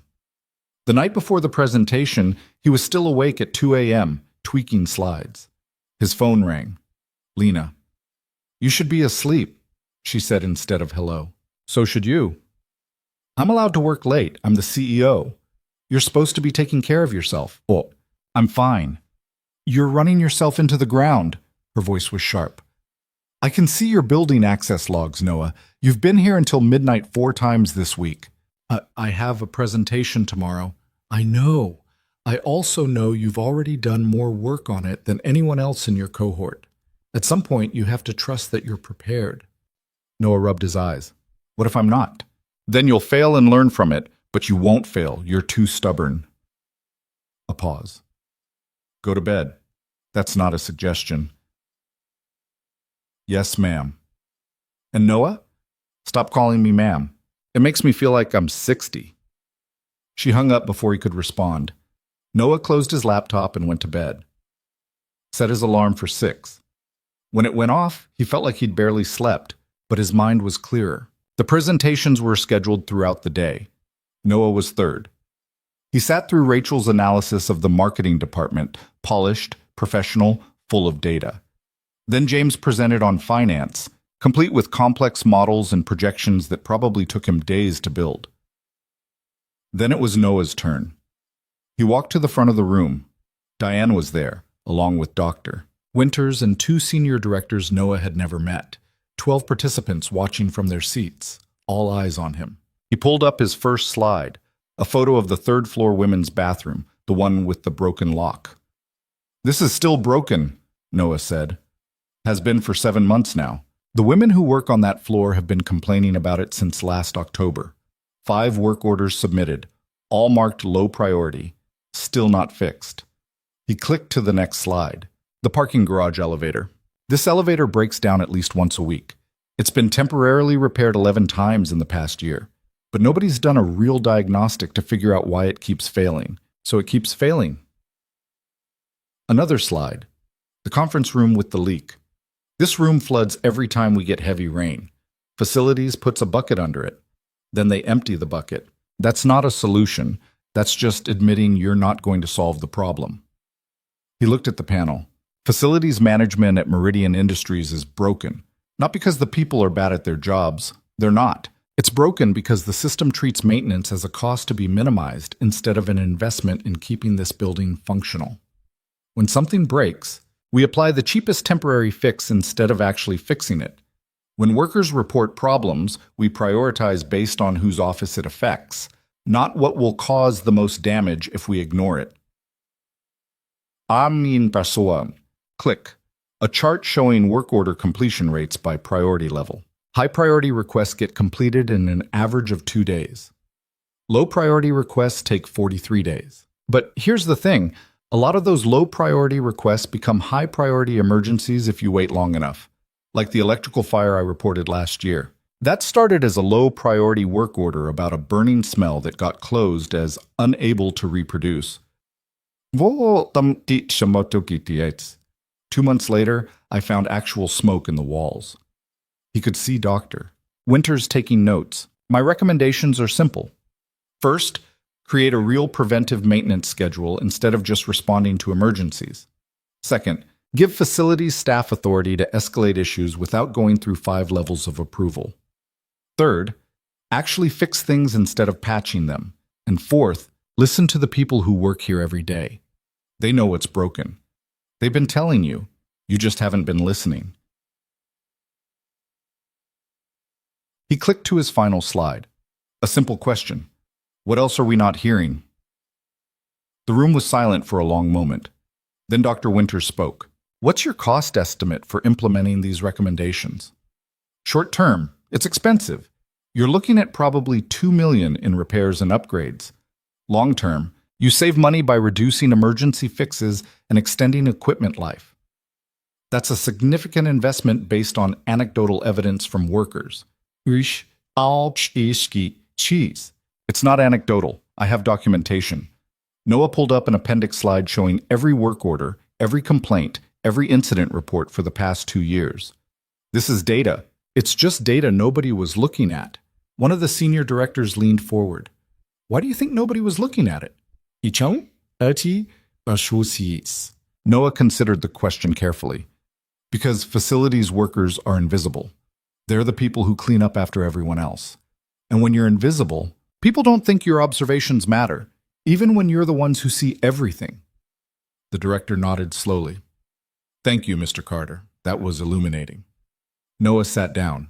His hands were shaking slightly. Rachel caught his eye and gave him a subtle thumbs up. The presentations continued. Trevor did operations. Lisa did accounting. Everyone was competent, professional, safe. At the end of the day, Diane dismissed them. Evaluation results will be posted Friday. Enjoy your evening. Noah gathered his things and headed for the elevator. James fell into step beside him. That was quite a presentation, James said. Thanks. Little aggressive, though. You basically told them they've been ignoring problems for years. Because they have been, Holt. Sure, but there are diplomatic ways to say that. You came across kind of confrontational. Noah stopped walking. You think I should have been more polite about broken bathroom locks and elevator safety issues? I think you should consider your audience. These are senior people. They don't respond well to being told they're wrong. Then maybe they should stop being wrong. James sighed. Look, I'm trying to help you. You're smart, but you need to learn how to play the game. Politics matter in business. I'm not here to play games, Noah said. I'm here to fix things that are broken. And that's admirable. But if you piss off everyone above you, you won't be here long enough to fix anything. He walked away before Noah could respond. Noah stood there, frustrated. Was James right? Should he have softened his presentation? Made it more palatable? His phone buzzed. A text from Lena. Stop second-guessing yourself. You were perfect. Noah stared at the message. Then he looked up at the security camera mounted in the ceiling. She'd watched the whole thing. He typed back, James thinks I was too confrontational. James thinks anything that doesn't involve flattering powerful people is confrontational. Ignore him. What if he's right? He's not. The panel was impressed. Dr. Winters told me your presentation was the first one all day that showed actual original thinking instead of just recycling business school frameworks. Noah let out a breath he didn't know he'd been holding. Thanks. Stop thanking me and go home to your son. You've earned an evening off. That night, Noah and Ethan ordered pizza and watched a movie. Something animated that Ethan loved, and Noah barely followed because he was exhausted. But it didn't matter. He was home. He was present. Ethan was happy. Halfway through the movie, Ethan leaned against him. Dad? Yeah, buddy? Are you happy now with your new job? Noah thought about it. I don't know if happy is the right word, but I feel like I'm doing something that matters. That's good, Ethan said. Then, after a pause, you look different. Different how? I don't know. Less tired, I think. Or maybe tired in a different way. Noah smiled. That's pretty observant. Mrs. Patterson says I'm good at noticing things. She's right. They went back to the movie. But Noah kept thinking about what Ethan had said. Tired in a different way. That was exactly right. He was exhausted, running on fumes half the time. But it wasn't the hollow exhaustion of feeling trapped. It was the exhaustion of building something. Friday came. Evaluation results. Diane posted them on the program portal at 9 a.m. Noah checked on his phone between task force meetings. His overall score, 87 out of 100. Written feedback. Demonstrates exceptional analytical skills and original thinking. Shows strong ability to identify systemic problems and propose practical solutions. Needs development in diplomatic communication and stakeholder management. Recommended to continue in program. Rachel got a 92, James got a 90, Trevor got an 85. James and two people, both from the finance track, didn't pass. Their scores were in the 60s with notes about lack of initiative and poor performance on team projects. Noah saw them cleaning out their desks that afternoon. One of them, a guy named Brian, looked shell-shocked. I don't understand, Brian was saying to Diane. I did everything right. I followed all the instructions. You followed instructions, Diane said gently, but you didn't show us you could think beyond them. This program isn't about compliance. It's about leadership. Brian left with his box of belongings. Noah watched him go, feeling a strange mix of relief and guilt. Relief that he'd survived. Guilt that someone else hadn't. That weekend, the remaining 10 participants were invited to a dinner at an upscale restaurant downtown. Mandatory attendance, business casual attire. Noah didn't own business casual attire beyond what he'd already bought. He wore his least wrinkled dress pants and hoped nobody noticed. The restaurant was the kind of place where the menu didn't list prices and the waiters wore suits nicer than anything Noah owned. He felt out of place immediately. Rachel met him at the door. You made it. Barely. I got lost twice. This place is ridiculous, right? Who needs 8 forks? Noah laughed, grateful she'd said it first. They were seated at a private room in the back. Round table, 10 participants plus Diane and Marcus Chen. Lena was conspicuously absent. Marcus stood up once everyone was seated. Congratulations on making it through the first evaluation. The fact that you're here means you've demonstrated potential. But potential isn't enough. Over the next 4 months, we're going to push you harder. The projects get more complex. The stakes get higher. And the support gets less. He paused, looking around the table. We're going to treat you like leaders, which means we're going to give you real problems and expect real solutions. It also means you're going to fail sometimes. How you handle those failures will determine whether you finish this program. Dinner was served. Some kind of fish Noah didn't recognize with vegetables he'd never heard of. He ate carefully, watching how others handled their silverware. Conversation flowed around him. Rachel and Lisa were talking about the next project. James was networking with Marcus, asking questions that were clearly designed to make him sound impressive. Trevor was quiet, like Noah, just observing. Halfway through the meal, Marcus turned to Noah. I heard you've been making waves on the quality task force. Noah swallowed his water. Just trying to help. Greg says you're the best thing that's happened to manufacturing in 5 years. That's high praise from him. He's being generous. He's really not. Marcus leaned back in his chair.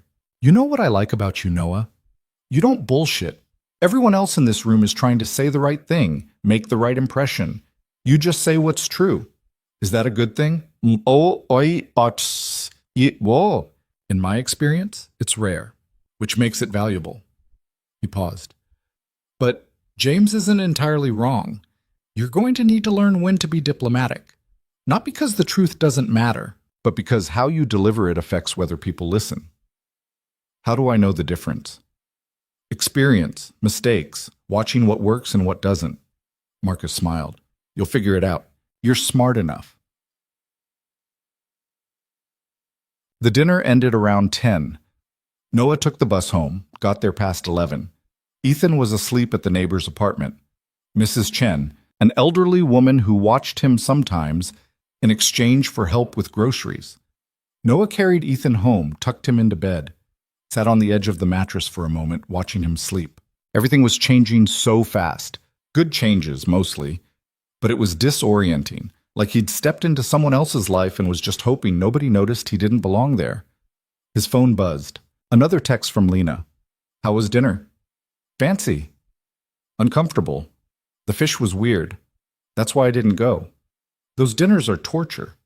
Then why make us go? Because learning to be uncomfortable in formal settings is part of the job. You handled it? I didn't embarrass myself if that's what you're asking. That's exactly what I'm asking. Good.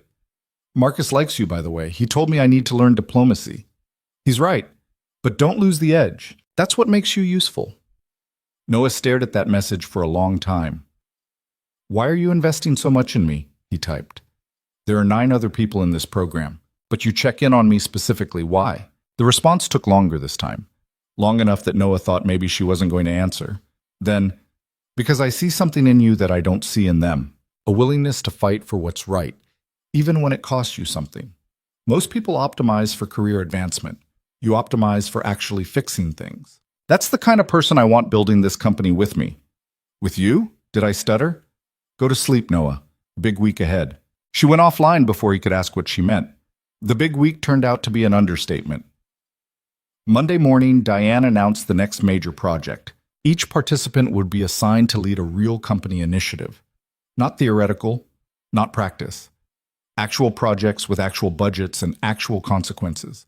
You'll have 6 weeks, Diane said. At the end, you'll present results to the executive committee. This is your opportunity to prove you can deliver. She handed out assignments. Rachel got a marketing campaign for a new product line. James got a financial restructuring of the IT department. Trevor got a logistics optimization project. Noah got employee retention and morale improvement. He read the brief twice, not quite believing it. You want me to figure out why people are quitting and how to make them stay? That's exactly what we want, Diane said. Exit interview data shows we're losing talent at a concerning rate, particularly in mid-level positions. We need to understand why and develop solutions. That's a huge scope. Yes, which is why we're giving it to someone who understands what it's like to feel undervalued at work. She smiled slightly. Consider it a compliment. Noah spent that entire week buried in data. Exit interviews, employee satisfaction surveys, turnover rates by department. The numbers painted a clear picture. People were leaving because they felt stuck. No advancement opportunities, no recognition, no sense that their work mattered. It was familiar. Too familiar. He started conducting his own interviews. Talk to people in every department, every level. Ask them why they stayed, why they thought others left. What would make things better? And a pattern emerged. The people who stayed were the ones who felt seen, who had managers that noticed their work, who got opportunities to grow, who felt like they were part of something bigger than a paycheck. The people who left were the ones who felt invisible, just like he had. Noah wrote up a preliminary report and sent it to Diane. She called him into her office the next day. This is good, she said, tapping the pages. Really good. But you're missing something. What? You've identified the problem. You've documented it thoroughly, but you haven't challenged the underlying assumption. Noah frowned. What assumption? That retention is about keeping people happy. What if it's not? What if some turnover is actually healthy? What if we should be focusing on keeping the right people instead of keeping everyone? But Noah sat back. You're saying we should let some people leave? I'm saying you should think about it. Not every employee is a good fit. Not every role deserves to exist. Maybe the answer isn't just make everyone happier. Maybe it's be more selective about who we hire and more intentional about who we develop. Well, it was a perspective Noah hadn't considered. He spent the next week reworking his entire approach. Instead of broad retention initiatives, he focused on identifying high performers who were at risk of leaving and understanding what would keep them specifically. Instead of general morale improvements, he looked at which teams had strong culture and tried to figure out what made them different. The answer kept coming back to the same thing: leadership. Teams with good managers had low turnover. Teams with bad managers hemorrhaged people. So Noah shifted his recommendations. Less about perks and programs, more about manager training and accountability. He proposed a new evaluation system where managers were assessed based on team retention and satisfaction, not just output. It was bold, maybe too bold. He showed the revised report to Rachel over lunch. She read through it, eyebrows climbing higher with each page. "You're basically saying the retention problem is a management problem," she said finally. "Yes? You realize that's going to piss off every manager in the company?" "Probably." "And you're going to present this to the executive committee? The same executives who promoted all those managers?" "That's the plan." Rachel set down the report. "You're either very brave or very stupid. Can it be both?" She laughed. "Honestly, I think it's brilliant. It's exactly what this company needs to hear. But Noah, you have to be prepared for them to hate it. People don't like being told they're the problem." I'm not saying they're the problem. I'm saying the system that allows bad managers to keep managing is the problem. That's a distinction they might not appreciate. Noah knew she was right, but he also knew he was right. The data was clear. The interviews were clear. Bad management was killing retention, and nobody wanted to admit it. He spent the next 3 weeks refining the proposal, building the case, preparing for every possible objection. He ran the numbers a dozen different ways. He documented examples. He created an implementation plan with timelines and metrics. By the time the presentation date arrived, Noah had a 40-page report and a 20-minute presentation that he'd practiced so many times he could recite it in his sleep. The executive committee met in the boardroom on the 44th floor. Lena sat at the head of the table, flanked by Marcus, Greg, the CFO, the chief HR officer, and 4 other senior VPs Noah had only seen from a distance. Noah was the last presentation of the day. He sat in the waiting area, listening to the others present through the closed door. Rachel's voice, confident and smooth. James, polished as always. Trevor, methodical and data-driven. Then it was his turn. He walked into the boardroom, set up his laptop, pulled up his first slide. Lena was watching him with an expression he couldn't read. Marcus looked curious. The HR chief looked skeptical. "Good afternoon," Noah said. "I'm here to talk about why our best people are leaving and what we're going to do about it." He clicked to the next slide, a chart showing turnover by department. Last year, we lost 23% of our mid-level employees. That's almost a quarter of our experienced workforce. The cost of replacing them, recruitment, training, lost productivity, is approximately $18 million. He let that number sink in. Exit interviews tell us people leave for better opportunities, better pay, better work-life balance. But when I dug deeper, I found something else. People don't leave companies, they leave managers. Click. A new chart showing correlation between manager ratings and team turnover. Teams with highly rated managers have 8% turnover. Teams with poorly rated managers have 34% turnover. That's not a coincidence. That's causation. The HR chief shifted in her seat. "We have manager training programs that aren't mandatory and don't have measurable outcomes." Noah interrupted gently. "We offer them. We don't require them. And we don't hold managers accountable when their teams fall apart." He could feel the temperature in the room change. "My recommendation is simple, but not easy. We need to treat management as a skill that requires training, evaluation, and accountability. We need to measure managers not just on what their teams produce, but on whether their teams stay and grow. And we need to be willing to demote or move managers who can't or won't develop their people." One of the VPs spoke up. "You're talking about a massive cultural shift." "Yes, based on 6 weeks of research." "Based on 6 weeks of research and 3 years of watching good people get ground down by bad management," Noah said. "I've seen it from the bottom. People don't quit because the work is hard. They quit because they're not valued, because their managers don't see them as people, just resources. And that starts at the top." The room went very quiet. Noah clicked to his final slide. Implementation timeline, budget, expected outcomes. This will take 2 years to fully implement. It will cost approximately $2 million in training and system development. But if we reduce turnover by even 10%, we save $9 million annually. More importantly, we build a company where people actually want to work. He closed his laptop. Questions? The CFO spoke first. "How do we measure manager effectiveness beyond turnover?" Noah walked through the evaluation framework he'd developed. Team satisfaction surveys, development metrics, promotion rates from within teams. The HR chief asked about implementation challenges. Noah laid out the phasing plan, the pilot programs, the feedback loops. Marcus asked about edge cases. Noah had answers. Then Lena spoke for the first time. You said this starts at the top. What did you mean by that? Every eye in the room turned to Noah. This was it. The moment he could back down, soften the message, make it palatable. Or he could tell the truth. I mean that executive leadership sets the tone, Noah said. If executives treat their direct reports as expendable, those managers treat their teams the same way. If executives prioritize output over people, that priority cascades down. You can't fix a culture problem from the middle. It has to start here. Well, Lena leaned forward. And how would you assess whether executive leadership is part of the problem? Noah met her eyes. The same way you assess anyone else. Ask the people who work for them. Measure their team stability. Look at whether they develop future leaders or just extract value from current ones.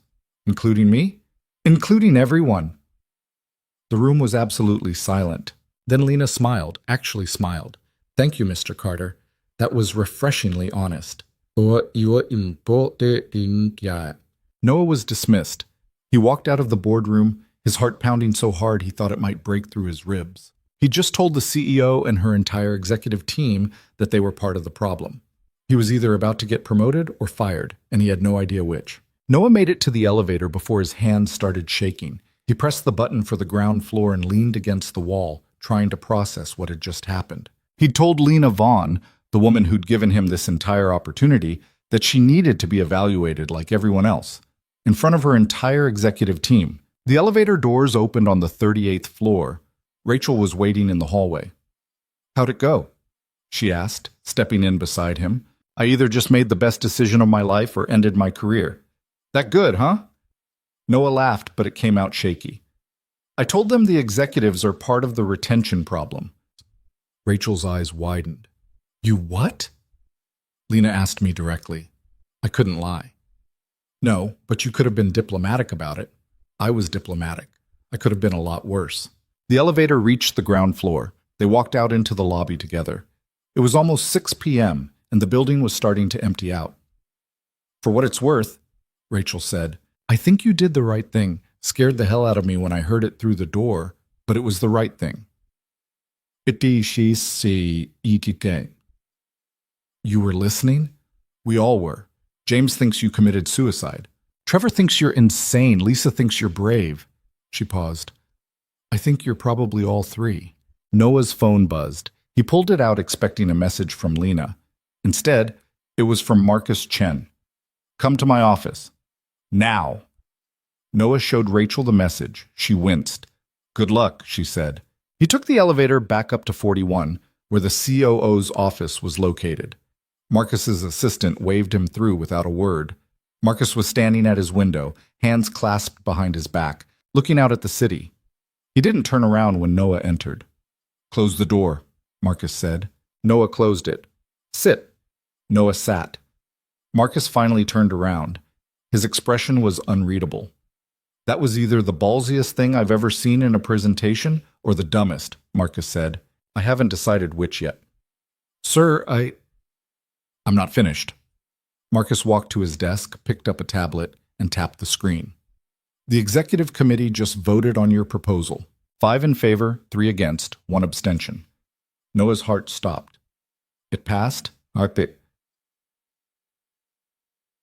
passed. Lena broke the tie. Your retention program is being implemented company-wide, starting with a pilot in 3 departments. Marcus set down the tablet. Congratulations. You just changed how this entire company operates. Noah couldn't speak. But here's the thing, Marcus continued, his voice harder now. You made some powerful people very uncomfortable in that room. The HR chief thinks you're accusing her of incompetence. 2 of the VPs think you overstepped. And if this program fails, they're all going to be looking for someone to blame. I understand. Do you? Because this isn't like the quality task force where you can just identify problems and walk away. You own this now. You're going to implement it. You're going to make it work. And if it doesn't, your career here is over before it really started. The weight of it settled on Noah like a physical thing. I can handle it, he said. You better, because Lena just went to bat for you in a way she doesn't do for anyone. She put her credibility on the line defending this proposal. Marcus leaned forward.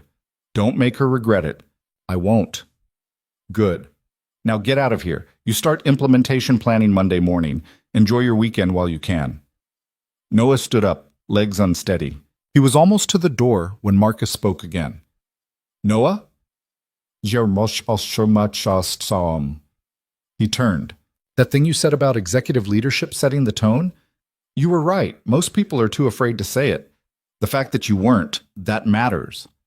Marcus paused. Just maybe learn to say it in a way that doesn't give the CFO heart palpitations next time. Noah managed a weak smile. I'll work on that. He left Marcus's office and took the elevator down in a daze. The building was mostly empty now. He walked through the lobby, out into the cool evening air, and stood on the sidewalk for a long moment. His phone buzzed again. This time it was Lena. You're probably freaking out right now. Stop. You did well. Better than well. Call me when you get home. Noah took the bus, picked up Ethan from Mrs. Chen's apartment, and made grilled cheese for dinner because that was all he had the mental energy for. Ethan chattered about school, about a science project he was working on, about how Tommy Chen had brought his pet hamster for show and tell. Noah listened, responded, functioned on autopilot. After Ethan went to bed, Noah sat on the couch and stared at his phone. Then he called Lena. She answered on the first ring. You survived. Barely. Marcus told you the proposal passed? He also told me I made people uncomfortable. You did. That was the point. He could hear the smile in her voice. You know what happened after you left that boardroom? Dead silence for about 10 seconds. Then the CFO said, well, that was refreshingly honest. And everyone started laughing. They were laughing at me? They were laughing because you said what everyone in that room knows but nobody wants to admit, that we've built a company where middle managers have no accountability and executives don't want to look too closely because it might implicate them. She paused. You forced them to look. That's valuable. Marcus said you put your credibility on the line for me. I did. Because your proposal is right and we need to implement it. But also because I'm tired of surrounding myself with people who tell me what they think I want to hear. You don't do that. You tell me what's true, even when it costs you. Noah was quiet for a moment. Why does this feel like more than just a training program? The line went silent for so long, Noah thought the call had dropped. Then Lena said, very quietly, because it is. What do you mean? I'm building something, Noah. Not just running a company my father left me, but actually building what it should become. I can't do that with a team of yes men and corporate climbers. I need people who see what's broken and actually want to fix it. People like you. I'm just a guy who used to clean floors. No, you're a guy who sees things everyone else misses and has the guts to do something about it. That's rare. Rarer than you think. Another pause. How's Ethan? The subject change threw him. He's good. Why? Because you're about to get very busy and I want to make sure you have support. Does Mrs. Chen watch him every evening? Most evenings. Sometimes I have to juggle. I'm assigning you an assistant, part-time, dedicated to helping you manage logistics, childcare coordination, scheduling, whatever you need. That's not necessary. It's not a favor. It's practical. I need you focused, not distracted by whether Ethan has a ride home from school. Her voice softened slightly. Let me help you, Noah. Her voice softened. You don't have to do everything alone. Noah felt something crack open in his chest. When was the last time someone had offered to help without wanting something in return? Thank you, he managed to say. You're welcome. Now get some sleep. Monday's going to be intense. She hung up before he could respond. Noah sat there on the couch, phone in hand, trying to understand what was happening. This wasn't just about a training program anymore. Lena was investing in him specifically, personally, in a way that went beyond professional development. He didn't know what to do with that. Monday morning came too fast. Noah arrived at 7 a.m. to find an email from Lena's office with his new assistant's information. Her name was Amy. She was 24, and she'd been working in executive services for 2 years. She met him in the cafeteria at 7:30, carrying 2 coffees. "Mr. Carter? I'm Amy. Ms. Vaughn assigned me to support you." She handed him one of the coffees. "I took the liberty of reviewing your calendar, and I noticed you don't have childcare coverage on Thursday evenings. I've arranged for a backup service through the company's Family Resources program." Noah stared at her. "How did you know about Thursday?" "I called Mrs. Chen. She mentioned she has a standing appointment on Thursdays. I hope that's okay." "That's incredibly thorough." Amy smiled. "Ms. Vaughn said you'd need someone who doesn't wait to be told what to do. I don't wait." Over the next 2 weeks, Amy proved indispensable. She managed Noah's schedule, coordinated meetings, prepared briefing documents, and somehow always knew what he needed before he asked for it. She picked up Ethan from school when Noah was stuck in late meetings. She made sure Noah actually ate lunch instead of working through it. "Did Lena tell you to take care of me?" Noah asked one day after Amy appeared with a sandwich during a particularly grueling task force meeting. "She told me to make sure you don't burn out," Amy said. "Everything else is just common sense." The retention program pilot launched in 3 departments: sales, engineering, and customer service. Noah had chosen them deliberately. High turnover, diverse management styles, different enough to test whether the program was actually scalable. The first step was manager evaluations. Anonymous surveys sent to every employee asking direct questions about their managers. Did they feel valued? Did they receive useful feedback? Would they recommend their manager to others? The results came back 2 weeks later. Noah compiled them in his apartment late one night, cross-referencing scores with turnover data. Some managers scored well. Great even. Their teams were engaged, stable, growing. Others scored terribly. Teams reporting feeling micromanaged, undervalued, burned out. Unsurprisingly, these teams had the highest turnover rates. Noah built a report ranking every manager in the pilot program. Best to worst, no sugarcoating. He showed it to Rachel first. "You're going to send this to the executives?" she asked, eyes wide. "That's the plan." "Noah, this ranks managers by name. You're putting their scores out there for everyone to see." "Not everyone, just the executive committee and HR. Still, this is going to create a lot of anger." "Probably. But if we don't show them the data, nothing changes." Rachel handed back the report. "You're braver than I am." Noah sent the report that night. By 9 a.m. the next morning, his calendar was flooded with meeting requests from angry managers. The first one was Roger Mitchell, a sales manager who'd scored in the bottom 10%. He stormed into the conference room where Noah was waiting. "This is garbage," Roger said, slamming a printed copy of the report on the table. "My team scored me low because I hold them accountable. They don't like it when I push them to hit their numbers." "Your team said you berate them in front of clients and take credit for their work," Noah said calmly, reading from the survey responses. "That's not accountability. That's abuse." Roger's face turned red. "Who are you to tell me how to manage? You've been in this program for 3 months. I've been leading teams for 15 years. C'est cette magie at sea. Then you've had 15 years to learn that fear isn't the same as respect." Noah met his eyes. "Your team's turnover rate is 42%. You lose almost half your people every year. That's not sustainable. Sales is a tough environment. Other sales managers have 15% turnover. This isn't about the environment, it's about you." Roger stood up. "I'm going to HR about this. You can't just attack people based on anonymous surveys." The surveys aren't anonymous to me. I can see who said what." "Would you like me to read you the specific comments?" Roger froze. "I didn't think so," Noah said.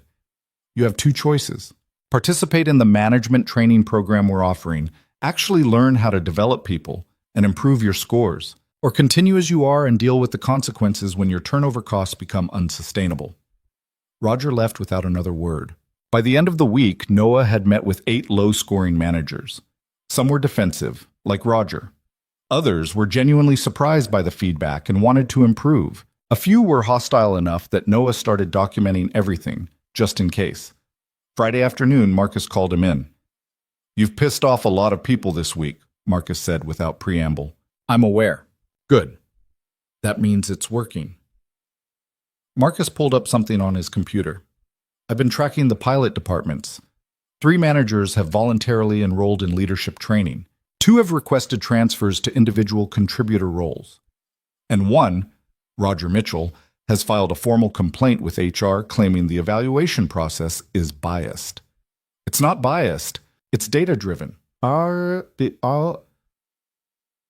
know, HR knows, but he's making noise, and noise attracts attention. Marcus leaned back. How are you holding up? Noah thought about it. Honestly, I'm exhausted, but I think we're making progress. You are. The question is whether you can sustain it. This program needs to run for at least a year before we can measure real impact. That's a long time to be everyone's least favorite person. I didn't get into this to be popular. No, but you need allies. People who will back you up when the resistance gets organized, because it will get organized. Marcus pulled out a folder. I'm assigning you 2 more people for your implementation team. 1 from HR, 1 from organizational development. They'll help with the training programs and give you political cover. I don't need political cover. Yes, you do. You're making structural changes to how this company operates. That threatens people. Some of them have been here longer than you've been alive. They know how to play defense. Marcus slid the folder across. Trust me on this. You can't do this alone. Noah took the folder. Inside were profiles for 2 employees. Denise from HR, 15 years with the company, and Paul from OD, former management consultant. They're good people, Marcus said. They'll have your back. Use them. The expanded team met for the first time the following Monday. Denise was in her 50s, sharp-eyed and direct. Paul was younger, maybe 35, with the confident polish of someone who'd spent years in consulting. So you're the guy who told the executive committee they're part of the problem, Denise said, shaking Noah's hand. Word travels fast. In HR? Always. She sat down. I've been waiting for someone to say it for years. Glad it was you. Paul was more analytical. I've reviewed your implementation plan. It's solid. My main concern is change management. You're asking people to fundamentally shift how they view their role. That takes time and support. Which is why we're starting with training, Noah said. Right. But training only works if people actually want to change. What do we do with the managers who don't? We document their lack of progress and move them out of management roles. Yup. Denise whistled. You're really going to fire managers who don't improve? Not fire. Reassign. If someone's a great salesperson but a terrible manager, why are we forcing them to manage people? Let them sell. Promote someone who actually wants to develop others. That's going to create a lot of disruption, Paul said. Good. The current system isn't working. Disruption means we're changing it. Over the next month, the team built out the full training program. Leadership fundamentals, coaching skills, feedback techniques, conflict resolution. They brought in external trainers, developed internal workshops, created resources managers could use, and they made it mandatory. Every manager in the pilot departments had to complete the program within 90 days. The resistance was immediate. Managers complained they didn't have time, that they were too busy hitting targets, that they didn't need training because they already knew how to lead. Noah's response was consistent. Your team's feedback says otherwise. The training is mandatory. If you can't find time, we'll adjust your workload. Some managers adjusted, others dug in. Roger Mitchell was the loudest voice of opposition. He started building a coalition of other low-scoring managers, arguing that the evaluation system was flawed, that it prioritized popularity over results, that it would destroy the company's competitive culture. He even went over Noah's head directly to Lena. Noah found out about it when Lena called him at 10 p.m. on a Wednesday. Roger Mitchell just spent 30 minutes in my office arguing that your retention program is going to tank our sales numbers, she said. Noah's stomach dropped. What did you tell him? I told him that sales numbers don't matter if we can't keep the people generating them. Then I asked him why his team has the highest turnover in the entire sales department. She paused. He didn't have a good answer. Is he going to be a problem? He's already a problem. The question is what we do about it. Lena was quiet for a moment. I'm giving you authority to remove managers from the pilot program if they're actively sabotaging it. Document everything, but if someone's creating a hostile environment or refusing to participate, You can pull them out. Pull them out and put them where? That's HR's problem. Your job is to make the program work. Can't do that if people are undermining it from inside. Noah documented everything Roger said and did over the next 2 weeks. The complaints to other managers, the dismissive comments in training sessions, the way he'd roll his eyes when feedback techniques were discussed. Then Noah went to Denise. "We need to remove Roger Mitchell from the pilot," he said, handing her the documentation. Denise read through it, her expression darkening. "He's actively telling his team not to participate in the follow-up surveys, which means we can't measure whether he's improving. And that's sabotage." She closed the folder. "I'll talk to his VP. We'll move him to a special projects role. Individual contributor, no direct reports. He's going to fight it. Let him. We have documentation. He'll lose." Roger did fight it. He filed a formal grievance. He threatened legal action. He tried to rally other managers to his cause. But most managers weren't interested, because the ones who were actually participating in the training were seeing results. Their team scores were improving. Their turnover was dropping. They were learning skills that made their jobs easier, not harder. The data was undeniable. By month 3 of the pilot, turnover in the participating departments had dropped by 18%. Employee satisfaction scores were up. Teams were more engaged, more productive, more stable. Noah compiled the results into a progress report and presented it to the executive committee. This time there was no resistance. Even the VPs who'd voted against the program initially had to acknowledge it was working. "I'm recommending we expand the program company-wide," Lena said at the end of Noah's presentation. "All departments, all managers, full implementation over the next 12 months. The vote was unanimous. After the meeting, Marcus pulled Noah aside. "You know what you just did?" Marcus said. "You changed the fundamental culture of this company. That's not a small thing." "I had a lot of help." "You had a vision. Everyone else just helped execute it." Marcus clapped him on the shoulder. "You've got 3 months left in the training program. What do you want to do after?" Noah hadn't let himself think that far ahead. "I don't know." "Well, start thinking about it, because you're not going back to cleaning floors." "Bupai." Maisi. That night, Noah got home late. Ethan was already asleep. Mrs. Chen had left a note saying he'd eaten dinner and finished his homework. Noah stood in Ethan's doorway, watching him sleep, and felt the weight of everything that had changed in the past 4 months. He'd gone from invisible to indispensable. From someone people looked through to someone they listened to. From cleaning up after others to actually changing how the company operated. It was terrifying, and exhilarating, and exhausting. His phone buzzed. "Lena. Still awake?" "Barely." "Good. I need to talk to you about something. Come to my office tomorrow at 8 a.m., before the program starts." "What's this about?" "You'll see." Noah went to bed wondering what she wanted, hoping it was good news, half afraid it wasn't. The next morning, he arrived at Lena's office at exactly 8 a.m. Jennifer ushered him in immediately. Lena was at her desk, looking tired, like she'd been there for hours already. "Sit," she said. Noah sat. Lena slid a folder across the desk. "Open it." Inside was a job description. Director of Organizational Development, reporting directly to the COO, responsible for company-wide culture initiatives, leadership development, and talent retention. Noah looked up at her. "This is what I want to offer you when the training program ends, if you want it. This is a director-level position. I'm aware. I've been here less than 6 months total. I have no formal education in organizational development. I was cleaning floors a few months ago, and now you've implemented the most successful culture change program this company has seen in a decade," Lena interrupted. "You've proven you can identify problems, build solutions, and execute them even when people resist. That's exactly what this role needs." Meets. Noah stared at the job description.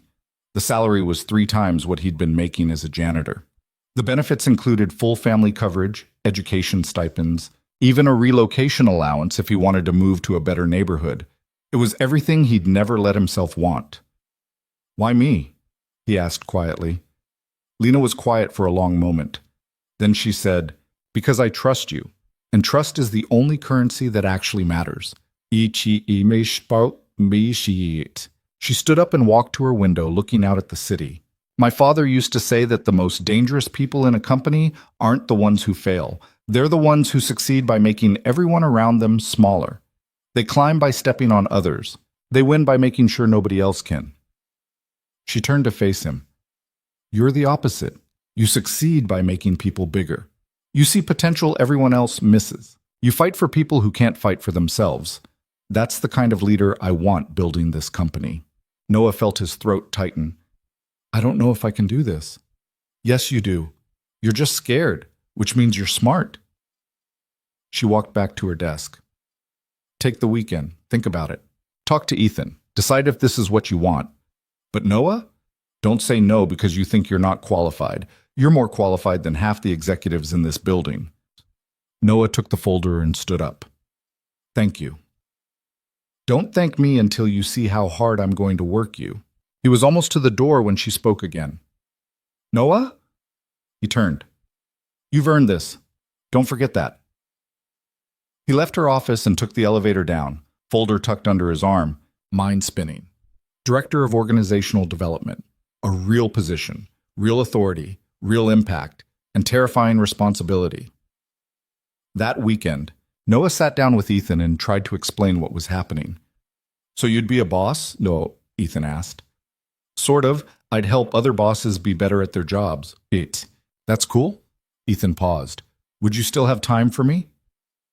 And there it was, the question that mattered most. I'd make time, Noah said. I promise. No more night shifts, regular hours. I'd be home for dinner. Every night?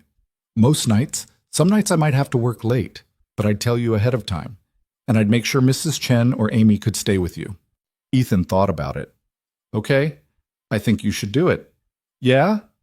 Yeah, you're really good at helping people, Dad. You should keep doing it. Noah pulled his son into a hug and held on tight. Monday morning, he walked into Lena's office and said yes. She smiled, a real smile, not the professional one she used in meetings, and said, Good, because I already had HR draw up the paperwork. The final 2 months of the training program flew by. Noah was splitting his time between finishing his program requirements and preparing for the new role.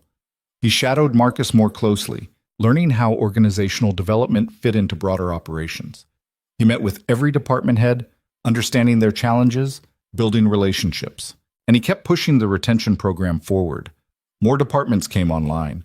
More managers went through training. The ones who couldn't or wouldn't adapt were moved to individual contributor roles. The ones who embraced it became stronger leaders.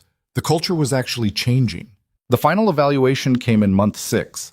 Noah had to present his overall growth and learning to the executive committee one last time. He walked into that boardroom a different person than the one who'd presented 4 months ago. More confident, more knowledgeable, more certain of his place.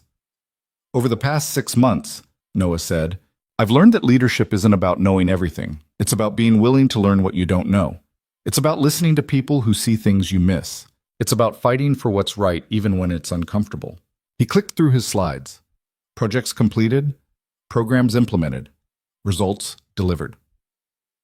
I came into this program as someone invisible, someone people looked past, and this company gave me a chance to become visible, to matter, to make things better. He looked at Lena. I'm grateful for that chance, and I'm ready to keep earning it. When he finished, the room was silent for a moment. Then Lena started clapping, slowly. Then Marcus joined, then everyone else. Noah had passed. The graduation ceremony was small. Just the remaining 8 participants, 2 more had dropped out during the final months, plus Diane, the executive sponsors, and immediate family. Ethan sat in the front row wearing his Sunday best, grinning so wide Noah thought his face might split. When Lena handed Noah his completion certificate, she leaned in and whispered, Welcome to the team. The real work starts now. I know, Noah whispered back. That night there was a small reception. Wine and cheese, congratulations all around. Rachel had been offered a senior marketing role. James was going into finance. Trevor landed in operations. Everyone had somewhere to go. Somewhere better than where they'd started. Noah found Lena standing alone near the windows, looking out at the city like she always did. You okay? He asked. Just thinking, she said. About my father. About what he'd think of all this. I think he'd be proud. Maybe. She smiled slightly. He always said the measure of a leader is who they develop, not what they accomplish. I'm trying to remember that. They stood there in comfortable silence for a moment. Thank you, Noah said finally, for seeing me when nobody else did. Lena turned to face him. I didn't see you, Noah. I just stopped looking away. Noah started his new role as Director of Organizational Development on a Monday in early November, exactly 7 months after Lena had first called him into her office. His first day in the position felt surreal. He had an actual office now, not huge, but his own space with a door that closed and a window that looked out over the city. Amy had already set up his desk with supplies, a framed photo of Ethan, and a coffee mug that said, "World's okayest boss," that Rachel had given him as a joke. He sat down in his chair and just stared at the nameplate on his desk. Noah Carter, Director of Organizational Development. 7 months ago, he'd been emptying trash cans in this building. Now he was responsible for shaping how 15,000 employees experienced their work. His phone rang. Marcus. First day jitters, Shrey? Marcus asked. Is it that obvious? You've been sitting in your office for 20 minutes without moving. I can see you from here. Noah looked across at the building to where Marcus's office was located. Marcus waved. Come on, Marcus said. Leadership team meeting in 10 minutes. You're presenting. Presenting what? The rollout plan for company-wide manager training. Did you not get the agenda? Noah pulled up his email. Sure enough, there it was. He'd been so focused on the transition he'd barely looked at his calendar. I got it, Noah said. Good. Conference room A, 44th floor. Don't be late. The leadership team meeting was different from the executive committee presentations Noah had done before. This was the operational core of the company, 15 senior leaders who actually ran things day to day. They were polite but skeptical, especially when Noah walked in as the youngest person in the room by at least a decade. He presented the rollout plan. Phased implementation across all departments over 12 months. Mandatory training for all current managers. New evaluation systems. Consequences for managers who didn't improve. The VP of Engineering, a woman named Patricia, who Noah hadn't worked with before, raised her hand. This is going to slow everything down, she said. My managers are already stretched thin. Taking them out of commission for training means projects get delayed. Short term, yes, Noah said, but your department has a 31% turnover rate. Every time someone leaves, you lose 6 months of productivity while you recruit and train a replacement. If we can cut that turnover in half, you gain back more time than the training costs. That's theoretical. It's what happened in the pilot. Engineering was one of the 3 departments. Your turnover dropped 22% in 3 months. Patricia frowned. I didn't see that data. Because your predecessor didn't share it with you. He was one of the managers who got moved to an individual contributor role. Noah pulled up a slide showing the before and after numbers. Your teams are already telling you the culture is better. This is why. Patricia studied the numbers. Then she nodded. Okay, I'm in, but I want weekly updates on impact. You'll get them. The rest of the meeting went similarly. Concerns raised, data provided, buy-in earned. By the end, Noah had approval to move forward. As everyone filed out, Marcus hung back. That was good, he said. Confident without being arrogant. You're learning. I'm faking it mostly. That's what confidence is. Faking it until it becomes real. Marcus gathered his materials. Fair warning, you're going to have some hard conversations in the next few months. Managers who think they're untouchable finding out they're not. Executives who don't like being held accountable. It's going to get messy. I can handle messy? I know you can. Just don't do it alone. You've got a team now. Use them. Noah spent the rest of that first week building out his team. Denise and Paul were already on board from the pilot program. He added 2 more people, Sarah, a former manager who'd scored exceptionally high on the evaluations and wanted to help others develop those skills, and Marcus, Different Marcus, everyone called him Mark to avoid confusion, a data analyst who could track metrics and outcomes. They met every morning at 8 to coordinate. Sarah handled the training curriculum development. Paul managed change implementation. Denise worked with HR on the evaluation systems. Mark tracked everything, building dashboards that showed real-time progress across departments. And Noah held it all together, making decisions, resolving conflicts, keeping everyone focused on the goal. It was the hardest work he'd ever done. Harder than double shifts, harder than the training program. Because now when things went wrong, it was his responsibility to fix them. Things went wrong a lot. 3 weeks into the rollout, a manager in the legal department refused to participate in training, claiming it violated his employment contract. HR got involved. Noah had to sit through meetings with lawyers while they parsed contract language and negotiated a resolution. In the end, the manager either participated or left the company. He chose to leave.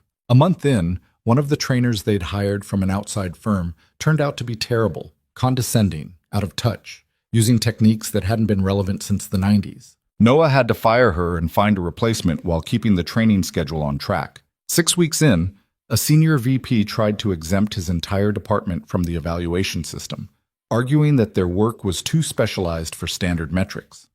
Noah had to escalate to Lena, who backed him up, but it created tension with the VP that lasted months. Through all of it, Noah kept showing up, kept pushing, kept believing the work mattered, because he could see it working. Managers who went through the training came out different, more thoughtful, more intentional, better at developing their people instead of just using them. Teams with good managers were thriving. Engagement scores went up, turnover dropped. People were actually excited to come to work. And the managers who couldn't or wouldn't change were being moved out, slowly, carefully, with documentation and due process, but consistently. The culture was shifting. 3 months into Noah's new role, Lena called him up to her office. "We need to talk about something," she said. Noah sat down, trying to read her expression. "Okay. Bol, all." The board met yesterday. They're concerned about the pace of change. Specifically, they're worried that moving underperforming managers out of leadership roles is creating instability. Noah felt his stomach tighten. "The data shows—" "I know what the data shows. I showed them the same numbers. Turnover down 18% company-wide. Engagement up. Productivity steady despite the transitions. They acknowledge the program is working." Lena leaned back in her chair. "But they're old school. They don't like disruption. And some of the managers we've moved were people they personally promoted years ago. So they want me to slow down. They want me to slow you down. I told them no." Noah looked at her. "What?" "I told them this is the direction we're going and they can either support it or find a new CEO. Lena smiled slightly. "They're not thrilled with me right now." "You put your job on the line for this?" "For this?" "No. For the company my father built and the one I'm trying to create?" "Yes." She stood up and walked to her window. "My father used to say that the hardest part of leadership isn't making the right decision. It's standing by it when everyone's telling you you're wrong. The board thinks I'm moving too fast. I think we haven't moved fast enough." She turned to face him. "But I need you to understand something. This program you built, it's working because you've been relentless about holding people accountable. The moment you start making exceptions, the moment you let someone slide because they're politically connected or they've been here forever, the whole thing falls apart. Can you keep doing that, even when it costs you?" "Yes," Noah said without hesitation. "Good. Because in about 5 minutes, the CFO is going to call you. His nephew is a manager in finance.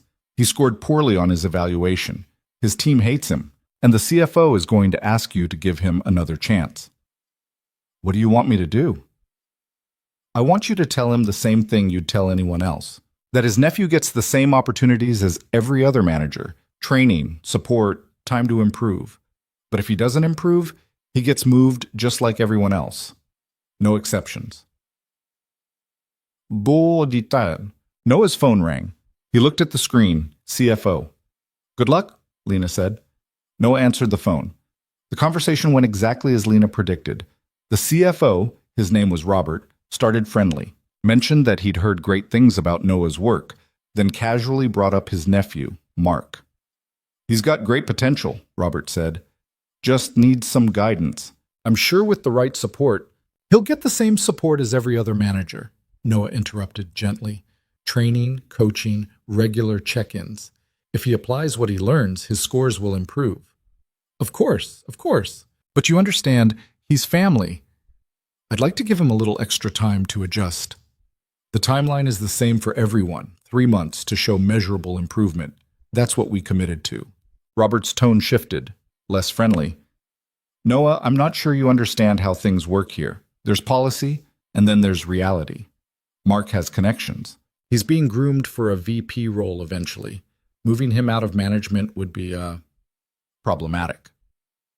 More problematic than letting him keep damaging his team? Silence on the other end. His team's turnover is 38%, Noah continued. 3 people have quit in the last 4 months, citing his management style specifically.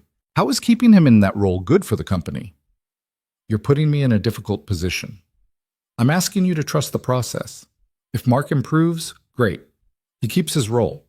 If he doesn't, we find him a position that plays to his actual strengths instead of forcing him to manage people he's not equipped to lead.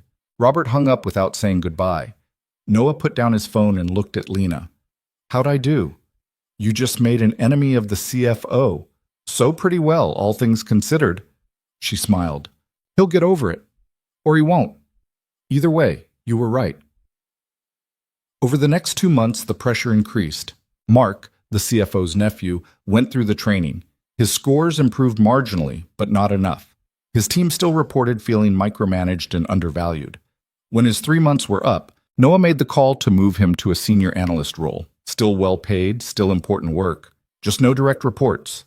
Robert stopped speaking to Noah in the halls. A week later, a VP in operations tried to bury a poor evaluation of one of her managers by claiming the survey had been compromised. Mark caught it in the data review. Noah had to confront the VP directly, with documentation proving the survey was valid. She backed down, but made it clear she considered Noah an enemy. Another week, a long-tenured manager who'd been with the company for 23 years failed out of the program. He'd been coasting for years. Everyone knew it. But he'd built relationships that protected him. Until now. Noah moved him to an advisory role. The manager's friends and senior leadership were furious. Noah started getting feedback through back channels that he was making too many enemies, that he needed to learn to compromise, that being right wasn't enough. You had to be political. He was sitting in his office late one evening, exhausted and questioning everything, when there was a knock on his door. Lena walked in without waiting for an answer. You look like hell, she said. Feel like it too. She sat down across from him. Robert's been in my office 3 times this week complaining about you. Patricia from operations sent me an email about how you're destabilizing her department. And I just got off a call with a board member who thinks you're creating a hostile work environment for long-tenured employees. Noah felt his chest tighten. Noah felt his... Are you pulling the plug on the program? No. I'm telling you to take the weekend off and stop reading your work email. He blinked. What? You're burning out. I can see it. Your team can see it. You're starting to make decisions from a place of exhaustion instead of clarity, and that's when mistakes happen. She leaned forward. This program is working. The data proves it. The resistance you're getting isn't because you're wrong. It's because you're right, and it threatens people who've built careers on being mediocre. That's not going to stop just because you push harder. You need to pace yourself. Tagdin. Mamas. I don't know how to do this halfway. I'm not asking you to do it halfway. I'm asking you to do it sustainably. There's a difference. She stood up. Go home. Spend the weekend with Ethan. Come back Monday with perspective. The work will still be here. Noah went home, spent Saturday doing nothing productive, just playing video games with Ethan, making pancakes for breakfast at 2 in the afternoon, watching movies they'd seen a dozen times. Sunday they went to the park. It was cold, almost winter, and the playground was mostly empty. Ethan ran around on the equipment while Noah sat on a bench, watching him. His phone buzzed. A text from Rachel. Heard you're taking heat from the executive team. You okay? Noah typed back. Define okay. Fair. Want to grab coffee this week? Sounds like you could use a friendly ear. That would be good. Thanks. He put his phone away and watched Ethan climb to the top of the jungle gym, fearless in the way only 7-year-olds could be. Dad, watch this! Ethan called out. Noah watched as his son swung from one bar to another, landed awkwardly but safely, then threw his arms up in triumph. That was great, buddy, Noah called back. Ethan ran over, slightly out of breath. Did you see? I almost fell, but I didn't. I saw. You recovered really well. Mrs. Patterson says that's what matters. Not whether you mess up, but whether you keep going after. Ethan sat down next to him. Are you messing up at work? Noah laughed. Sort of. I'm doing the right thing, but it's making some people upset. Wait, why? Because the right thing isn't always the easy thing, and some people don't like when you change how things work. Ethan thought about that. But if how things work is bad, shouldn't you change it?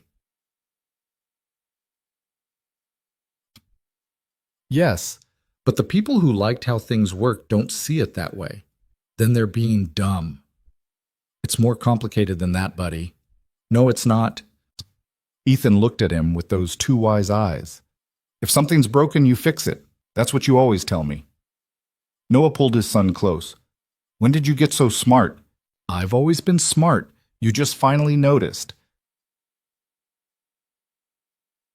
They went home as the sun was setting. Noah made dinner, actual dinner, not takeout or frozen food, and they ate together at the table. Ethan talked about school, about his friends, about a science project he was excited about. And Noah realized he'd been so consumed by work that he'd almost forgotten what this felt like. Being present, being a father, being more than just the job. Monday morning, he came back to the office with a clearer head. His first meeting was with his team, Sarah, Paul, Denise, and Mark. I've been pushing too hard, Pasi, Noah said. Trying to fix everything at once. We need to be more strategic. What do you mean? Paul asked. We've been rolling out the program company-wide at the same pace everywhere, but some departments are ready for this and some aren't. We should focus our energy on the places where we can have the most impact and let the resistant departments come along more slowly. Denise nodded. That's smarter. We've been spreading ourselves too thin trying to manage 20 different implementations at once. Exactly. So let's identify the 5 departments where leadership is actually bought in and we can create the strongest success stories. We support them intensively, we document the results, and we use those results to build momentum in the places that are still resisting. They spent the rest of the meeting reorganizing the implementation strategy. Less blanket rollout, more targeted intervention. It worked. Over the next 3 months, Noah's team focused on the departments where they had leadership support. They poured resources into those areas. Training was more intensive. Support was more hands-on. Results were tracked meticulously. And those departments thrived. Turnover dropped by 30%. Engagement scores hit all-time highs. Teams were producing better work with less stress. More importantly, managers from other departments started asking how they could get the same support. The resistance didn't disappear. Robert was still cold.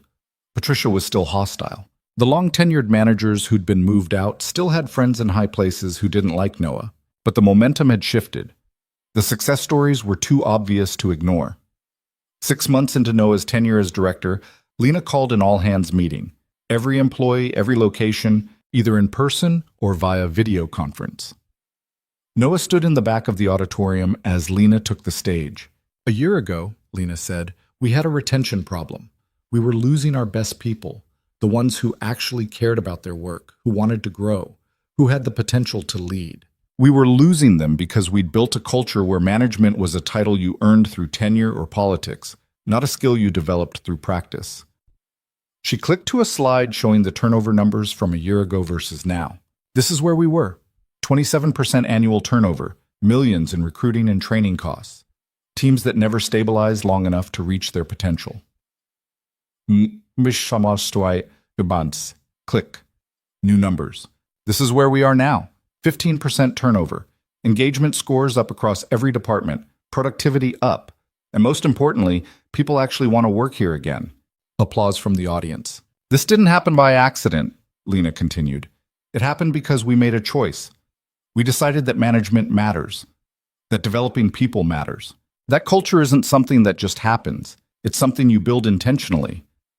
She gestured toward the back of the auditorium where Noah was standing. I want you to meet the person who built it. Noah Carter, please come up here. Noah's heart stopped. He hadn't known this was part of the plan. Everyone turned to look at him. Thousands of faces. He walked down the aisle to the stage, feeling like he might pass out. Lena handed him the microphone. Tell them your story, she said quietly. Noah looked out at the audience. He saw Miguel sitting with the maintenance crew, Carmen from the day shift, Davis from security, people who'd known him when he was invisible. He saw Rachel and James and Trevor from the training program, Denise and Paul and Sarah and Mark from his team. Marcus, watching from the executive section with an encouraging nod. And in the front row, Ethan sat with Amy. His son was grinning, giving him 2 thumbs up. Noah took a breath. A year ago, I was working night shift maintenance in this building, he said. I cleaned the floors you walk on. I emptied your trash. I fixed the things that broke and nobody noticed when I did it, because I was invisible. The room was completely silent. I applied for a front desk job. I thought maybe I could do something different, build a better life for my son. I got rejected in less than 5 minutes. The HR director told me I wasn't qualified because I was just a janitor, that I didn't understand what it meant to work in a professional environment. He paused. She was wrong. I understood exactly what it meant to work in a professional environment. I understood what it felt like to be treated like you don't matter, to have your observations ignored because of your job title, to work hard every day and never get recognized for it. Noah looked at Lena, and then someone actually looked at me. Not through me, not past me, but at me. She saw that I'd been saving this company from disasters for 3 years, and nobody had bothered to notice. She saw that I understood things that people in offices didn't understand, and instead of dismissing me, she gave me a chance. He turned back to the audience. Musati. He turned back to, that's what this program is about. It's not about management training or retention metrics. It's about seeing people, really seeing them. Every single person in this company, from the people who clean the building at night to the executives making strategic decisions, has something valuable to contribute. But only if we create a culture where they're actually heard. Noah felt his voice strengthen. The managers who failed out of this program didn't fail because they weren't smart enough or didn't work hard enough. They failed because they couldn't see the people working for them as actual human beings. They saw them as resources, as tools, as obstacles to overcome. And that's not leadership. That's just wielding power. He could see people nodding. Real leadership is about making people bigger, not smaller. It's about developing potential, not just extracting productivity. It's about building something that lasts longer than your own career. And it starts with the simple act of actually seeing the people around you.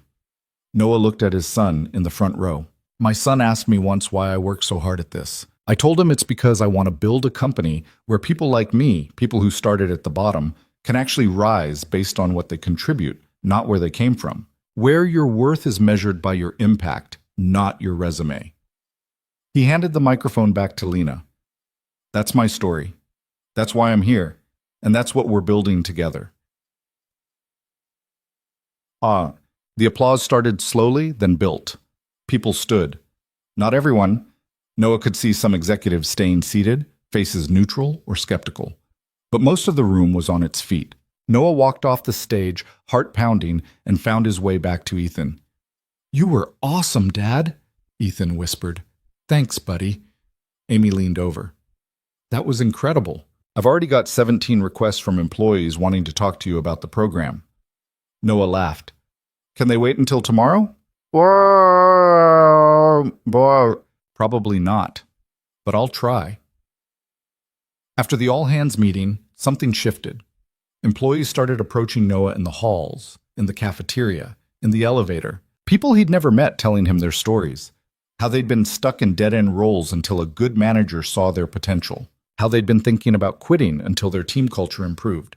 How they'd started in entry-level positions and now had opportunities they never thought possible. And more than that, managers started approaching him for help. Not because they had to, but because they wanted to. They'd seen the results in other departments, and they wanted to create that for their teams. The resistance didn't vanish. There were still executives who thought Noah was too young, too inexperienced, too aggressive with change. There were still managers who resented being held accountable. There were still board members who questioned whether the program was worth the disruption. But the momentum was undeniable. 8 months into Noah's role as director, the board met to review the program's overall impact. Noah wasn't in the meeting, but Lena called him afterward. They approved expanding the program to all subsidiary companies, she said. Not just Meridian, but every company we own. You're going to be building this culture across 50,000 employees. Noah sat down. That's a lot. That's the impact you've earned. The board saw the numbers. Turnover down, engagement up, productivity steady, recruitment costs down by 40%. They can't argue with results. What about Robert? Patricia? All the executives who hate me are... They're still there, still skeptical, but they're outvoted by the ones who see that this is working. You've built something that's bigger than their personal opinions. Lena paused. How do you feel about all this? Noah thought about it. Terrified, excited, overwhelmed. Good. That means you're taking it seriously. He could hear the smile in her voice. I'm promoting you to Vice President of Organizational Development. The role comes with a seat on the executive leadership team. You'll report directly to me. Noah couldn't speak. Noah? I'm here. Just processing. Take your time. The announcement goes out tomorrow. That night, Noah sat down with Ethan and tried to explain what was happening. So you're a really big boss now? Ethan asked. I guess so. Are you happy? Noah thought about the question. Was he happy? He was exhausted most days. He had enemies in the company who would probably love to see him fail. He was constantly fighting battles against people who'd rather keep things the way they were. But he was also building something that mattered, changing lives, creating opportunities for people like him who just needed someone to believe in them. Yeah, Noah said. I think I am. Good. You deserve it, Dad. Noah pulled his son into a hug and held on tight. The next year was a blur of expansion, implementation, refinement. Noah built teams in every subsidiary company. He standardized the program while allowing flexibility for different organizational cultures. He trained trainers, developed new assessment tools, created leadership development paths that actually worked. The company changed. Not completely. There were still pockets of resistance, still managers who didn't get it, still executives who preferred the old ways. But the overall culture shifted towards something healthier, something more human. And Noah changed too. He learned to be political when he needed to be, to build coalitions, to pick his battles instead of fighting everything at once, to accept that change happened gradually, and that was okay. He also learned to delegate, to trust his team, to take weekends off, to be present for Ethan instead of constantly working. 18 months after becoming director, Noah was sitting in his office when Lena walked in. We need to talk, she said. Noah looked up. That sounds ominous. It's not. Well, maybe a little. She sat down. The board wants me to take a more active role in our industry association, which means more travel, more external commitments. I need someone I trust to handle day-to-day operations while I'm focused on that. Marcus is retiring. He'll announce it next month. He's been here 40 years and he's done. Lena leaned forward. I want you to be Chief Operating Officer. Noah stared at her. I've been an executive for 18 months. And in those 18 months, you've transformed how this company operates. You've built programs that are now industry best practices. Other companies are literally copying what you created. You've earned this. Lena, I'm not qualified. Stop saying that, she interrupted. You've been not qualified for every position you've held here, and you've excelled at all of them. At some point, you have to accept that maybe you're actually good at this. Noah was quiet for a long moment. Why me? He asked finally. Really, you could hire someone with decades of operational experience, someone from outside who's done this before. Why take a chance on me again? Lena smiled. Because I'm not taking a chance. I know exactly what I'm getting. Someone who sees problems everyone else misses. Someone who fights for what's right even when it's hard. Someone who understands this company from the ground up because you've literally worked every level of it. She paused. And because I trust you, more than I trust anyone else here, that matters more than experience. What about all the executives who still hate me? Whoops. Some of them have come around. The ones who haven't will either adapt or leave. That's how this works. Lena stood up. Think about it. You don't have to answer now. But Noah already knew his answer. Yes, he said. I'll do it. Lena's smile widened. Good, because I already told the board you accepted. Oh, the announcement went out the next day. Noah Carter, former maintenance worker, former training program participant, former director of organizational development, was now chief operating officer of Meridian Industries. The response was mixed. Some people celebrated. Others were skeptical. A few were openly hostile. Noah's first executive leadership meeting as COO was tense. He was now sitting at the table with people who'd once looked down at him. Some of them still did, but he'd learned something over the past 2 years. He didn't need everyone to like him. He just needed to be effective. And he was. 6 months into his role as COO, the company was running more smoothly than it had in years. Operations were streamlined. Communication between departments improved. The culture initiatives he'd built were now just part of how things worked. Noah was sitting in his office late one evening. He had a real office now, on the 44th floor, right down the hall from Lena, when there was a knock on his door. He looked up to find Miguel standing there, wearing a maintenance uniform. Miguel, what are you doing up here? Picking up my paycheck from HR. Saw your light on. Miguel walked in, looking around at this office. This is nice. Really nice. It's surreal, honestly. East. Miguel sat down. You remember when you first started? You were so nervous, always asking questions, trying to do everything perfect. I remember you telling me to relax before Richards gave me an ulcer. You've come a long way from that. Miguel paused. I'm proud of you, man. You didn't just move up. You brought us all up with you. The maintenance department has better pay now, better hours, actual respect. That's because of what you built. But, what? Well, Noah felt his throat tighten. I just tried to fix what was broken. Yeah, and it worked. Miguel stood up. Anyway, I just wanted to say that, and to remind you where you came from. Not in a bad way, but in a don't forget way. I won't forget. Good. Because there are still people cleaning floors every night who deserve a chance like you got. Don't let being up here make you forget that. After Miguel left, Noah sat there thinking about what he'd said. He pulled up his laptop and started drafting a proposal.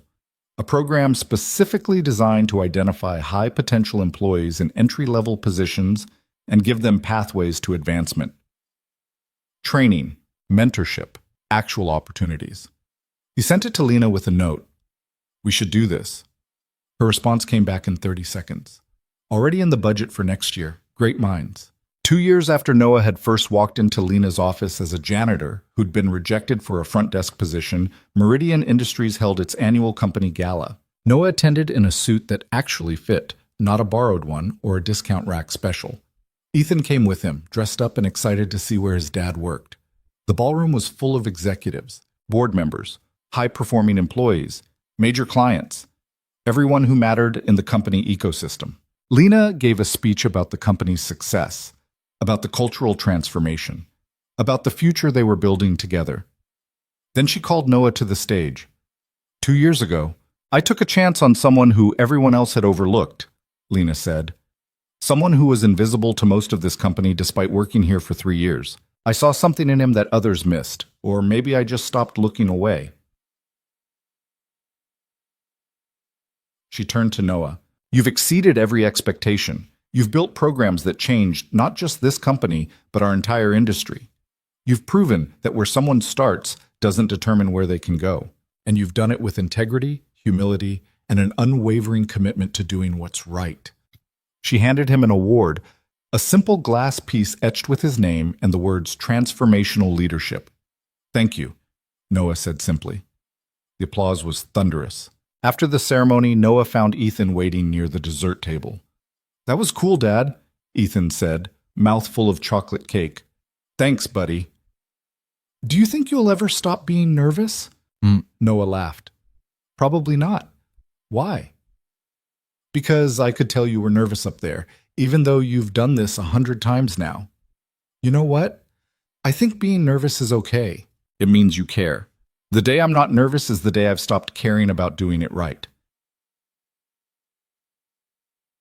Ethan considered this. That's smart. I have my moments. They stood there together, watching the party, and Noah thought about everything that had changed. 2 years ago, he'd been cleaning this ballroom after events like this. Now he was attending them as an executive. But the thing that mattered most hadn't changed at all. He still had Ethan. He still had his integrity. He still cared about making things better for people who felt invisible. The path had changed. The position had changed.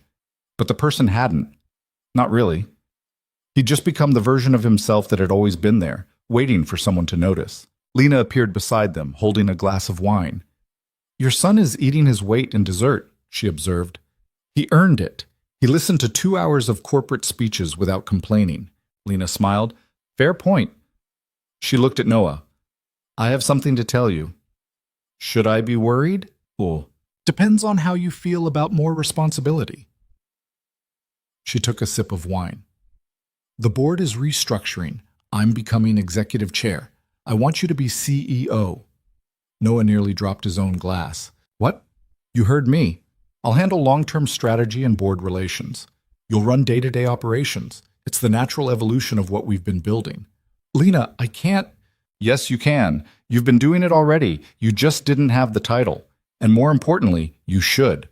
This company needs a leader who understands every level of it, who sees the people others miss, who fights for what's right, even when it's uncomfortable." She looked at him. "That's you." "When?" 6 months. That gives you time to prepare, to transition, to panic appropriately." Noah laughed despite himself. "You're serious. Completely. Can I think about it?" "Of course, but Noah?" Lena's expression softened. "You've spent 2 years proving you belong here. At some point, you have to believe it yourself." That night, Noah lay in bed thinking about everything. About the kid growing up in their small apartment who'd asked if his dad was happy.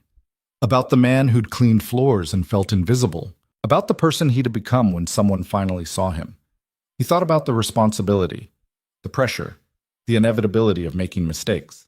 And he thought about all the people still cleaning floors, still feeling invisible, still waiting for someone to notice them. If he became CEO, he could build a company where those people weren't invisible, where everyone had a chance, where your worth was measured by what you contributed, not where you started. That was worth the fear. The next morning, Noah called Lena. "I'll do it," he said. "On one condition." "Tussi." "What's that?" "We create a formal program for entry-level advancement. Not just in theory, but with real funding and real commitment. I want to make sure what happened to me can happen to others." "Already drafting it," Lena said. "Anything else?" "Yeah, thank you for seeing me when nobody else did." There was a pause on the line. Then Lena said very quietly, "You were always visible." "Noah, some people just refuse to look." The transition to CEO took 6 months, just like Lena promised. Noah spent that time learning everything he didn't know, preparing for the role, building his team. When the announcement finally came, the response was overwhelming. Some people celebrated. Some people were skeptical. The business press wrote articles questioning whether a former janitor could really run a billion-dollar company. Noah read every article, felt every doubt, carried every question. Then he showed up on his first day as CEO and got to work. Because at the end of the day, that's what he'd always done. Show up. Work hard. Care about people. Fix what's broken. The title had changed. The office had changed. The scope had changed. But the person doing the work? That was still just Noah. The guy who used to clean floors and never forgot what it felt like to be invisible. And now, from the position where every decision mattered, he was going to make sure nobody else had to feel that way again. 5 years later, Noah stood in front of a congressional committee testifying about workforce development and organizational culture. Meridian Industries had become a case study in how companies could transform by actually investing in people instead of just extracting value from them. Their turnover was the lowest in the industry. Their engagement scores were the highest. They'd been named one of the best companies to work for 3 years running, and it all traced back to a simple idea: see people, actually see them. After the testimony, Noah took a car back to the hotel. Ethan was 12 now, taller than Noah remembered being at that age, smart and confident and kind. He was waiting in the hotel room, doing homework. "How'd it go?" Ethan asked. "Good." They asked a lot of questions. "Did you tell them about when you used to clean floors?" "I did. I always do." Why? You're the CEO now. You don't have to keep talking about that. Noah sat down next to his son. Yes, I do. Because if I don't talk about where I came from, people might forget that anyone can get where I am. They might start thinking you need certain degrees or certain connections or certain backgrounds. And that's not true. You just need someone willing to see you. Ethan thought about that. And you want to be the person who sees people? Exactly. That's pretty cool, Dad. Noah smiled. I think so too. That night, Noah got an email from Miguel. He'd been promoted to facilities manager 2 years ago, was doing well, had just bought a house. The email said, "Remember when you said you wanted to build a company where people like us could rise? You did it. Thank you." Noah read it 3 times, then he closed his laptop and looked out at the city. He'd spent so many years feeling invisible, wondering if he mattered, questioning whether he'd ever be more than just the guy who cleaned up after everyone else. Now he knew the answer. He'd always mattered. Everyone always mattered. The only question was whether anyone bothered to look. And the greatest privilege of power, Noah had learned, wasn't the authority to make decisions or the platform to influence outcomes. It was the ability to see people who felt invisible and give them a chance to become visible. That's what Lena had done for him. That's what he would spend the rest of his career doing for others. Because, in the end, that's what leadership actually meant. Not climbing to the top, not accumulating power, not proving you were better than everyone else. It meant using whatever position you had to lift others up. To see potential everyone else missed. To build something that lasted longer than your own ambition. Noah had started as a janitor and become a CEO. But the most important transformation wasn't the job title. It was learning that true power didn't come from what you could take. It came from what you could give. And he'd spent his entire life becoming someone worth giving a chance to. Now he'd spend the rest of it becoming someone who gave chances to others. That was the point. That had always been the point. He just had to clean enough floors before anyone noticed.